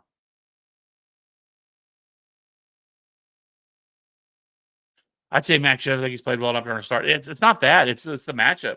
The Texans have been really, really good against running backs or against quarterbacks, excuse me, this year. We just got a solid, like I said. I mean, they turned the ball over. It turned over, on the road, Sam Darnold multiple times in that game. This defense is legit. Like, it's one of the best defenses in the league. And so that's the only thing that worries me with Mac Jones. EC, Texans or Bengals? Probably the Bengals. But man, it makes me nervous trusting the Bengals, honestly.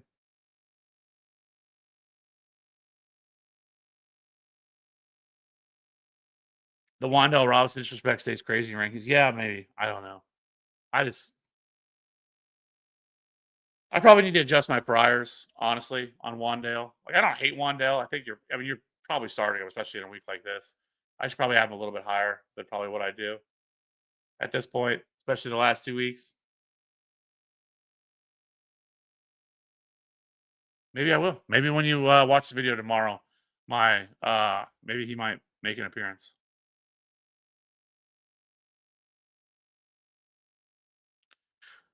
Gatson or Taylor? It's gonna be Rondé Gatson for me. Really, really like a Rondé Gatson.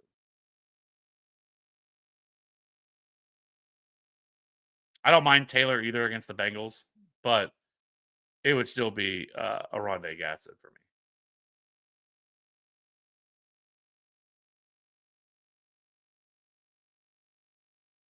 Also, Jalen Noel smash week. Yes, I hope so. It's crazy to me that it took them until late in the fourth quarter to them to finally start getting him involved into the offense. Like, I, it's a shame to me that D'Amico Ryans is probably going to get fired.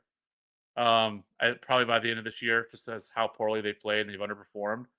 But I don't know who's making the decisions on the offensive coordinator. I don't know if it's him. If it is, then that's his.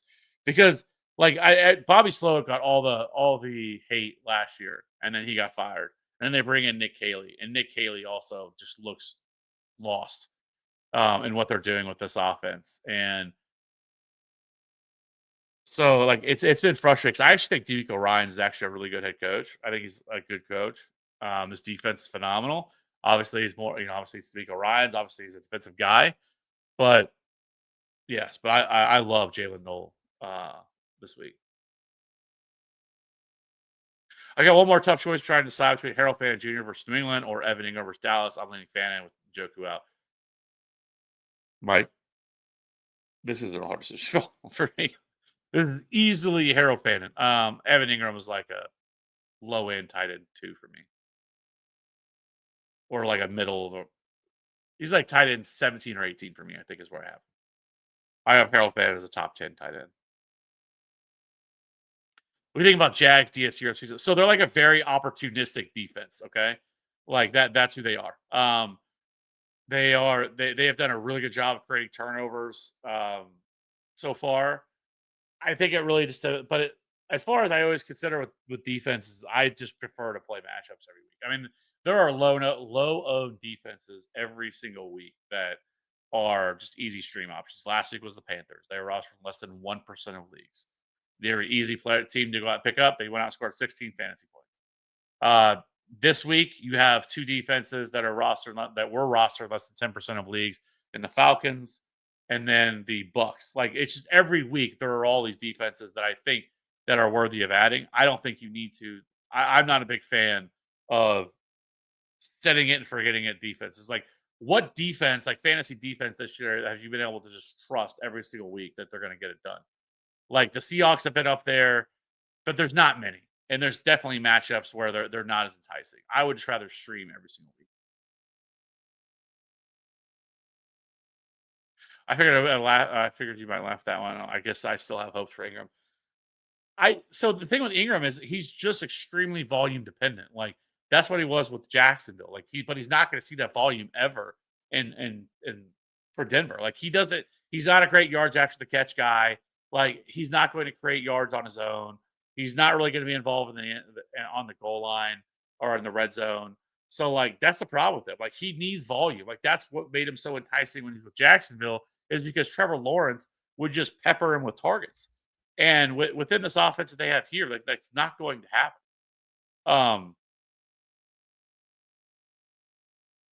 And so I mean his best game he's had all year is 13.3 fantasy points against Philly, but I mean, I guess it was a little encouraging. They saw 8 targets last week, but he still only produced, 9.2 fantasy points off of it. Like it wasn't like anything special. I don't even think he has 1 touchdown this year, and that was the game where he scored 13.3. I will say, I mean, his volume's going up a little bit, but he's only so like all year he has 1 deep target, and he has 3 red zone targets all year. Like those are encouraging signs. He's also only running a route on 55% of dropbacks. That's not great. That's 31st among all tight ends. So yeah, that's what worries me with him.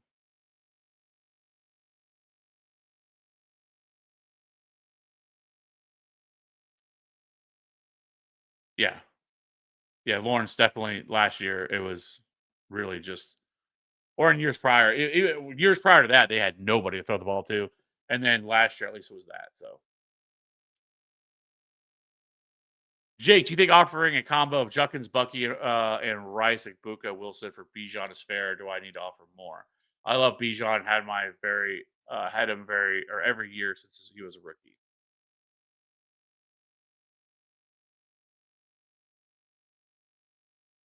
I mean, you could try, but, like, I don't wanna trade Rice or Buka.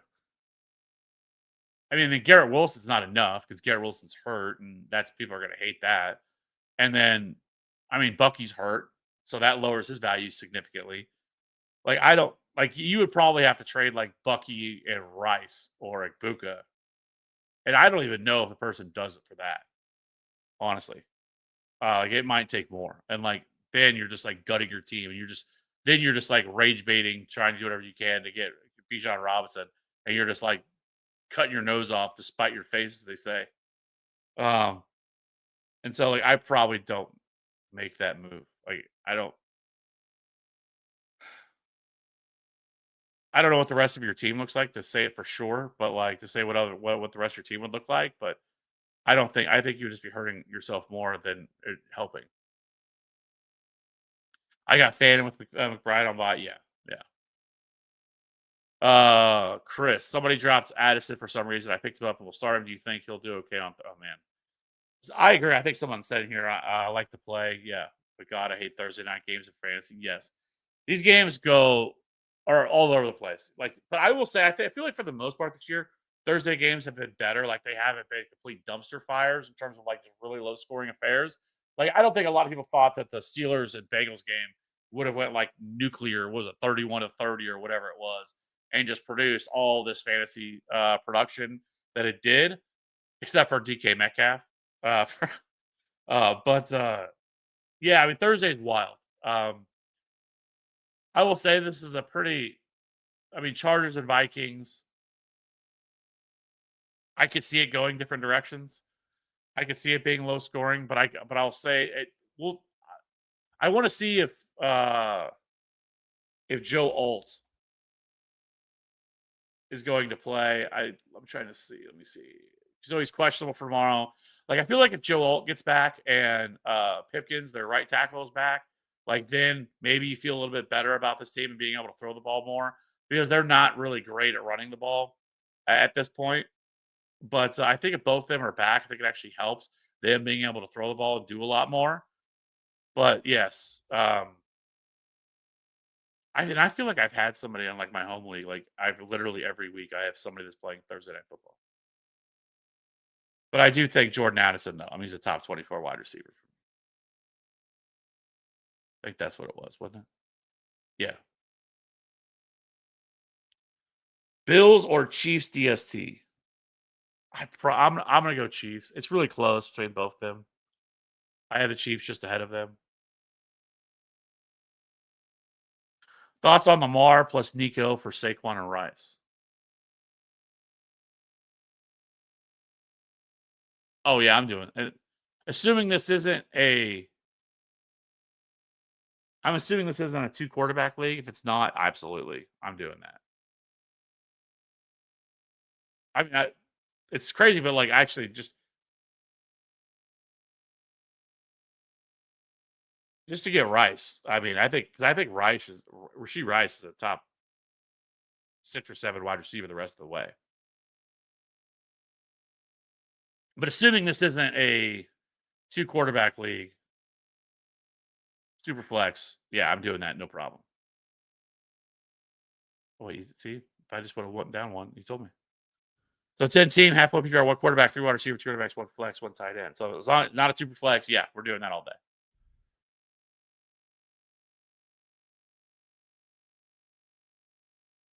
Even the trends this week of JSN and Gibbs on by Mooney, Judy, or Jalen Noel. Give me Jalen Noel.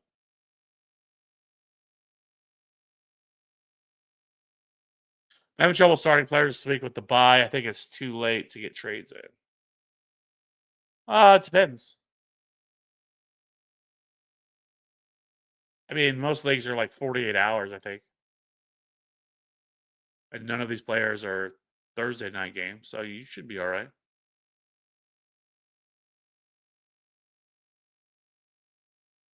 Ducky, two wide receivers over on Twitch. Two wide receiver slots and one flex. Should I start Addison, Wandale, Dowdle, Romeo, Keenan Allen? So give me Addison and Keenan Allen.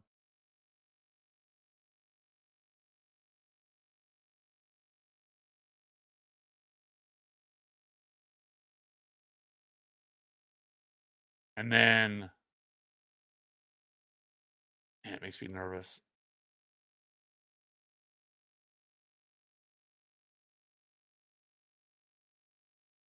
But give me Romeo Dobbs.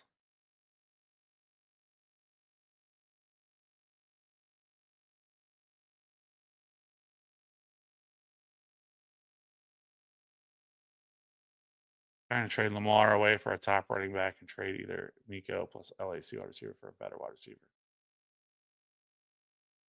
It's just hard to trade quarterbacks, though. I kind of talked about this a lot already, but I think teams just don't typically value quarterbacks the same way everybody else does. Like in a one quarterback league, especially in a 10-team league, I mean, there's just so many other quarterbacks you could start on a weekly basis. Like you don't have to trade for one. Like Lamar is obviously great, but people just don't tend to value running backs the same way. It's not going to get any better. We got Dolphins, Raiders, Jets, Broncos, and Pats on the next 3 Thursday night football games. Fuck. Yeah. Oh man. Let me see.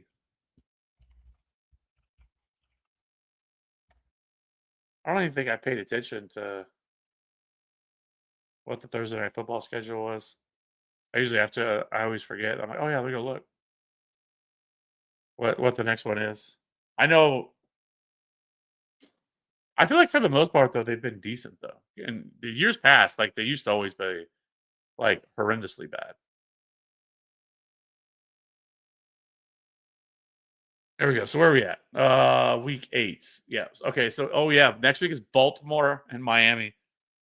My goodness. And then yeah, after that we get Raiders and Broncos. Jets and Patriots. Ugh.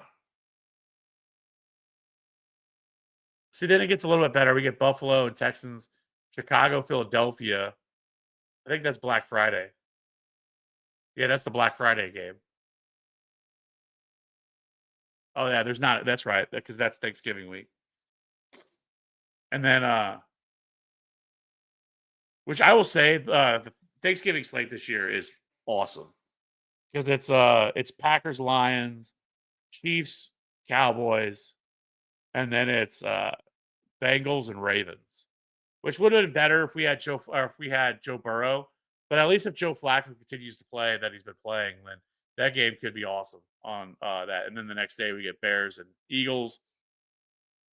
But the following week after that, then you get Cowboys and Lions. That's a great game. Falcons and Bucks, Rams and Seattle, and then Broncos and Chiefs on Christmas Day. So yeah, I mean we have to take some lumps here on Thursday night with these some of these games coming up. Baltimore and Miami looks gross. The Raiders and Broncos doesn't look great, and then Jets and Patriots. Like we get this 3-week run, okay, and then we get back to some really solid Thursday night football games. Sorry, well here going off the rails. So back to my question: if I offer Lamb instead of as a 1-for-1 to get Bijan, do you think that would make more sense to keep Ekbuka, Rice, and Wilson?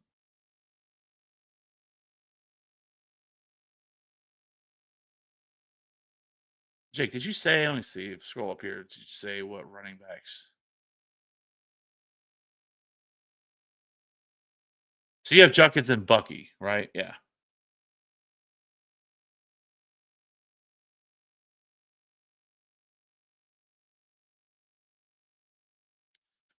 You're probably still going to have to add something else into that. I would think. I mean, I don't think anybody's just trading. You'd have to trade something else.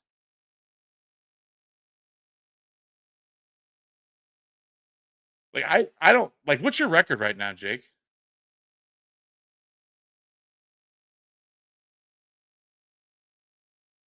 I still want to flex Debo this week as I have lost or most of the season. But if Mariota plays, I'm not so sure.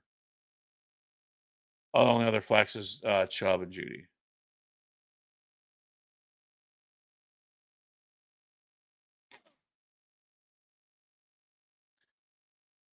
I mean, Mariota's a decent backup. Like he's not great, but like I mean, you're talking about Nick Chubb. I don't want to do that, and Jerry Judy. I definitely don't want to do that. Would you go as far as doing Lamar plus Nico plus Keenan for Saquon and Rice?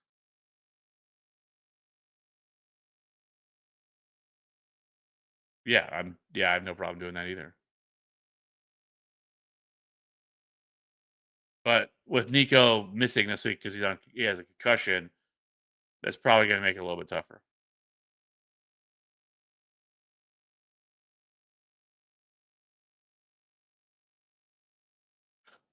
Marcus 5-2, full PPR, quarterback May Love, running back Achane, Bucky Jacobs, Woody, wide receiver JSA, Garrett Pickens, Shaheed, tight end Kittle, Bannon.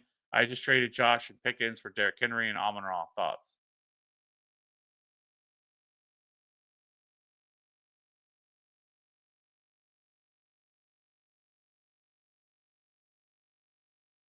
I think you hit a grand slam. I mean, Josh Jacobs has been awesome, right? And I know Derrick Henry hasn't been great, but this is like the ultimate buy low because with Lamar Jackson back, and like I said, their schedule is wild. Like it's so like it's set up for them really well. The rest of the way, they play the Bears this week, then the Dolphins, which is the best matchup you could ask for Derrick Henry, and then the Vikings, the Browns, which isn't great, but then the Jets, the Bengals, the Steelers, the Bengals again, the Patriots, and the Packers to close out the fantasy season. Like there's a lot to like here for Derrick Henry, and so and then obviously Amon-Ra St. Brown is top 3 wide receiver right now, so love that.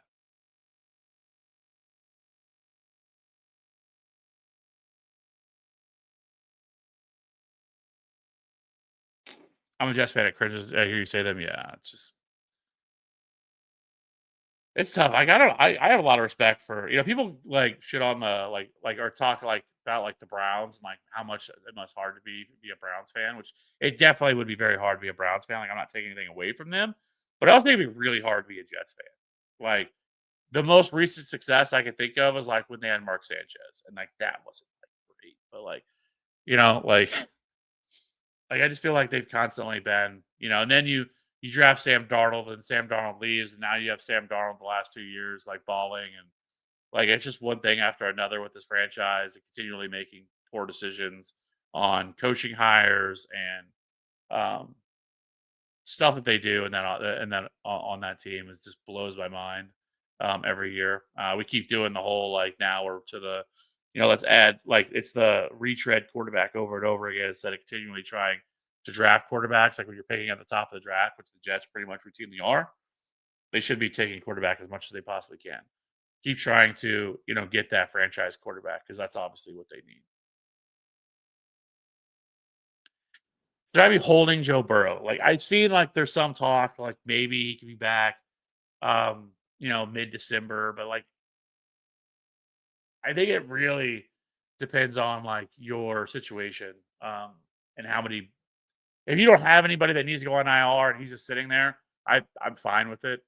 But like if you have like multiple players that you could put on IR, and it's like you're limiting your bench spots over holding hope that Joe Burrow at some point comes back later in the year, then I would drop him at that point. I think it just really depends on your situation and what your team looks like. Thoughts on Godwin? You think he finally gets a chance like Buka going out wide receiver? No. I just think Chris Godwin is cooked for this year. Um, I mean he's already been ruled out for this week. So um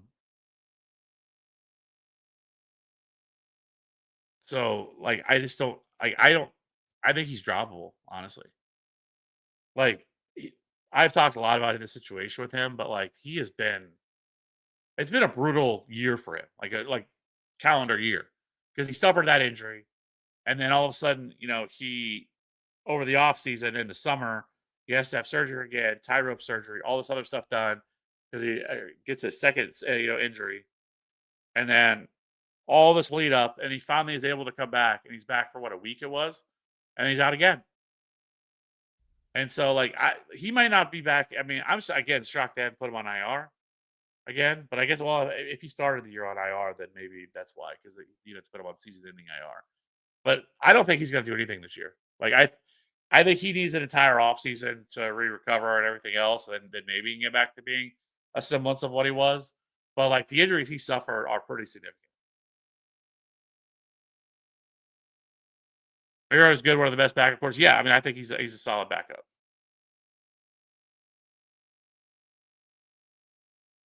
2 and 5. I scored 170 this week in half point PPR. I got Rashad White also at the moment. I'm waiting on RJ Harvey and Travion Henderson to break out finally. So what a real RB2.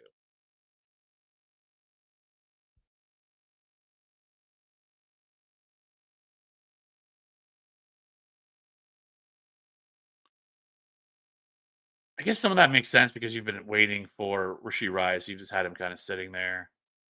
And then your running backs, what was it, like Buka and Bucky, and Bucky's been out. So that makes some sense.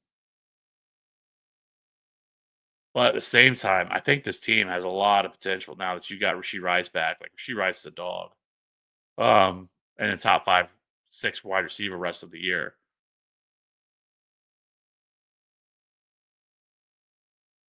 And Rashad White's been fine. I mean, he wasn't very good last week against the Lions. I think your team's going to turn it around. Like this is a very solid team. And I think for you to get Bijan, it's going to take you way more. And I don't think it's really going to help you. For Nico, doesn't he need to get in one full practice to play? I think so. It's my understanding he needs to get in a limited practice, and then he needs to get. Then it goes to because there's the steps. You have to clear the stages of the protocol. You don't go from non-participant to full participant. You have to go from he's had his rest day, and then you have to go to a limited practice, and then from there you have to go to a full practice to get cleared. And so the best hope for him to play was for him to because it's a short week was he like to be able to get in these practices on time. And with him not missing today, I mean, at that point, for him to be able to get like he would need to get he could still technically come tomorrow and get a limited practice, and then on Friday get full. So that's why tomorrow's huge. But generally speaking, what we mostly see, if you look, like for the most part, like guys coming back from concussion, they usually return on that Wednesday, get a limited in, and then they get full participant on Friday or on Thursday, and then that's when they get cleared. Last quarterback to make playoffs was Sanchez. He's getting stabbed in alleyways. Yeah, that was a wild situation. Loop, Haversick, or Moody. Yes, I watched the video. Still asking them. So it would be Loop for me with Lamar Jackson back. Like that was kind of the what was holding me back. Like he's a phenomenal. Like he was killing it whenever Lamar Jackson was healthy and Lamar Jackson was playing. Once Lamar went out, he fell off a cliff. So he became widely available. So I would go with Tyler Loop. I mean, Drake May. I've started him all season. He's been the best I've ever seen him, and he went for, like 4 or 5 games. Yes, Drake May has been a baller for the most part this year. I don't know why I emphasized that so much when I said it, but yeah, I mean he's QB6, averaging 21.6 fantasy points per game. I mean, outside of really the one game where he scored 12.1 against Buffalo, and that was a game he just didn't score a touchdown. He still threw for 273 yards, but other than that, like he's been awesome so far this year. One of my favorite, late round quarterbacks this year was him and Dak Prescott were the two guys that I absolutely loved. So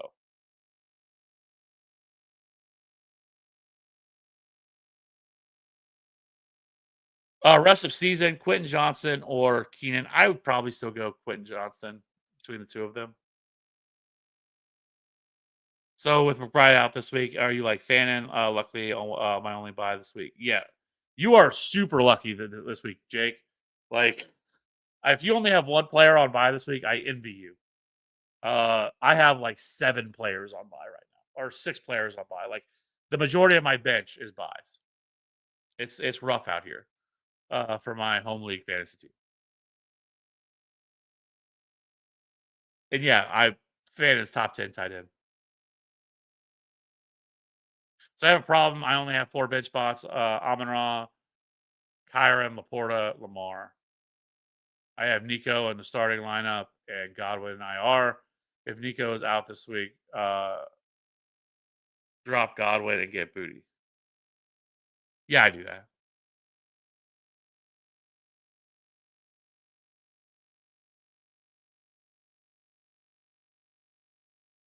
Yeah, I'm fine with that. I mean, I just don't think there's much of a ceiling or an upside with Godwin. Yeah, this week is Bipocalypse, so I'm very lucky.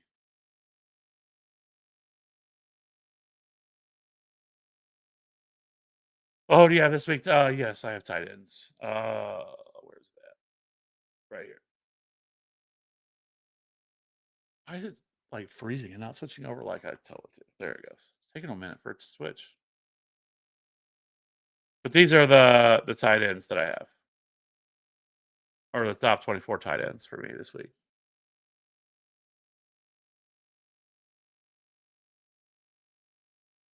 I think Kyle Pitts is fine. Just the only problem you have with this game is just like again, do the Falcons just absolutely run it down the Dolphins' throat and not really just lean on their defense is the only issue that I would have.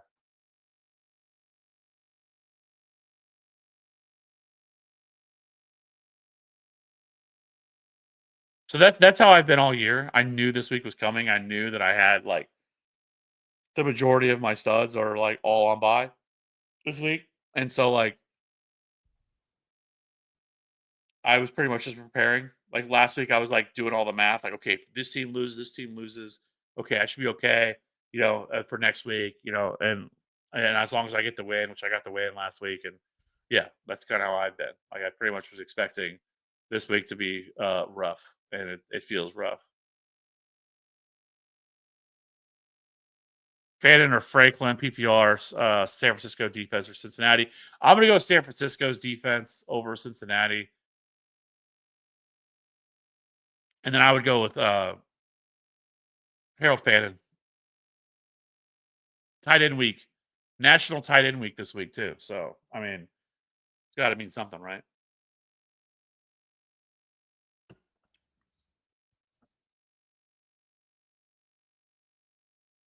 I'm mad Gasson got stolen from me. Dude was bid at $1 more. So, in my home, like again, I don't know, people don't hear about my league, but so my league, I actually won him today or this morning, and originally I had the bid in for like I think it was because we have a $200 budget, and I put the bid in for 30. It was like $30, but I just kept thinking about it. I was like, man, I bet somebody else is going to put something in higher than that because it's our league is a tight end premium, so you get a half. It's a 1.5 point reception per reception.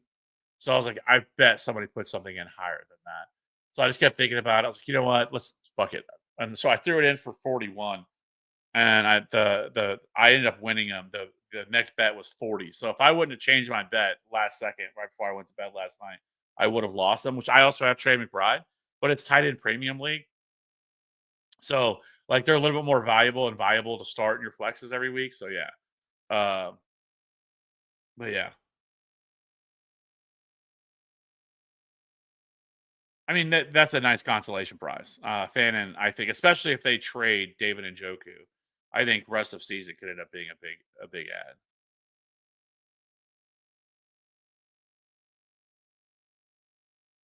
ad. Mace Taylor's available, but can I trust the Jets offense? Yeah. Can you trust the Jets offense? That's the tough part, right? Like, so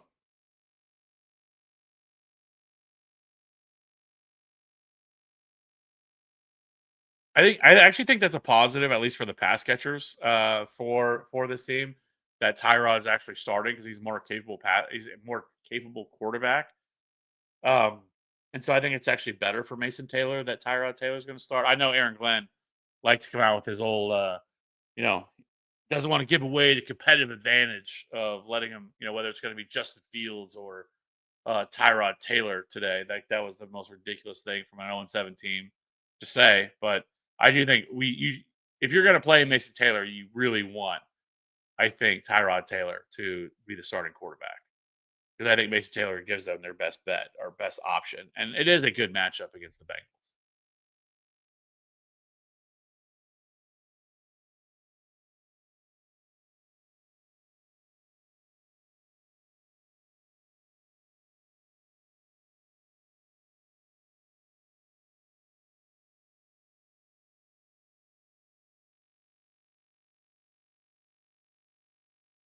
Yeah, I mean, I think Fannin is a. I mean, yeah, I would go Fannin.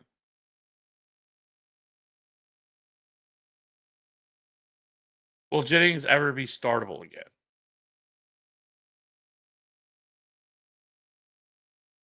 Didn't he? I thought he was.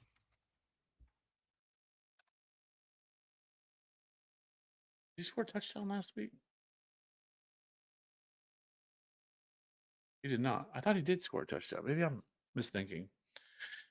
Um, I mean, I will say they've had some. I mean, at least, I mean, he's been dealing with a ton of injuries. We know that with Juwan Jennings, with the massive amount of injuries this dude supposedly has. Uh, 5 broken ribs is what he said he's been playing through. So that's, I think that has more to do with what his production's been recently than anything. He's still running a lot of routes. Was actually targeted 7 times last week, 4 for 31. But he's only scored 1 touchdown this year, and that was back in week 2 against New Orleans. But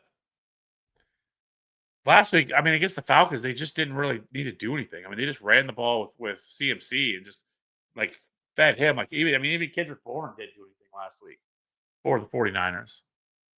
But I do think there's better weeks coming, or possibly he gets traded. Like that's also a real possibility for Juwan Jennings, who they're gonna eventually have ways so many wide receivers where Juwan Jennings is a free agent after this year anyways. And so I wouldn't be shocked if they moved Juwan Jennings and traded him somewhere. Crab gravy. Would you drop Booty for Tej Johnson? Yeah, I have no problem doing that. I think he's super, super inconsistent. Kayshon Booty is.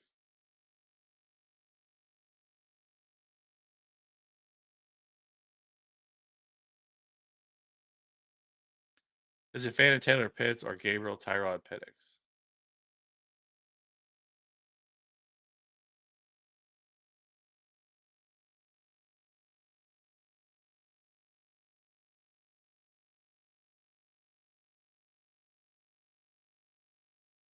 Yeah, I want to get off waivers this week, but he was gone. Fannin was available. I probably would have chosen Taylor since I'm 90% sure. I feel like it is too. I think everybody feels like it's going to be Tyrod Taylor. I don't think anybody thinks it's going to be Justin Fields. Um, I don't know what Aaron Glenn's doing, but I still think I would go Harold Fannin with Dylan Gabriel.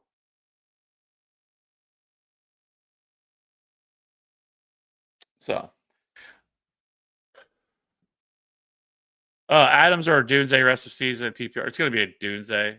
It is actually really close. Like Matthew Stafford is such a baller, and like this dude just crushes with his wide receivers. But I mean, Adams is going to take a little bit of a cut once Puka's back. But Puka should be back after their bye.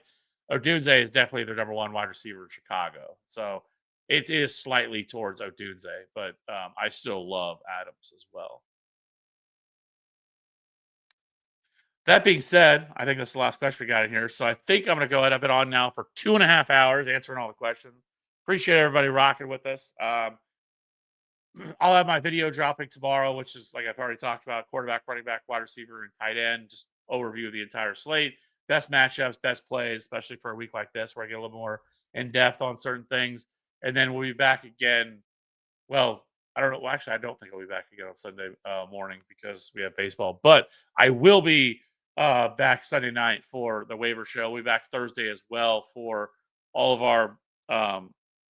We'll be back Thursday for if you play DFS, our DFS show with Ryan. Me and Ryan will be going live tomorrow night for our DFS show, and then we'll be back again Sunday night for the week 9 waiver wire ads. So as we get through this apocalypse that we got going.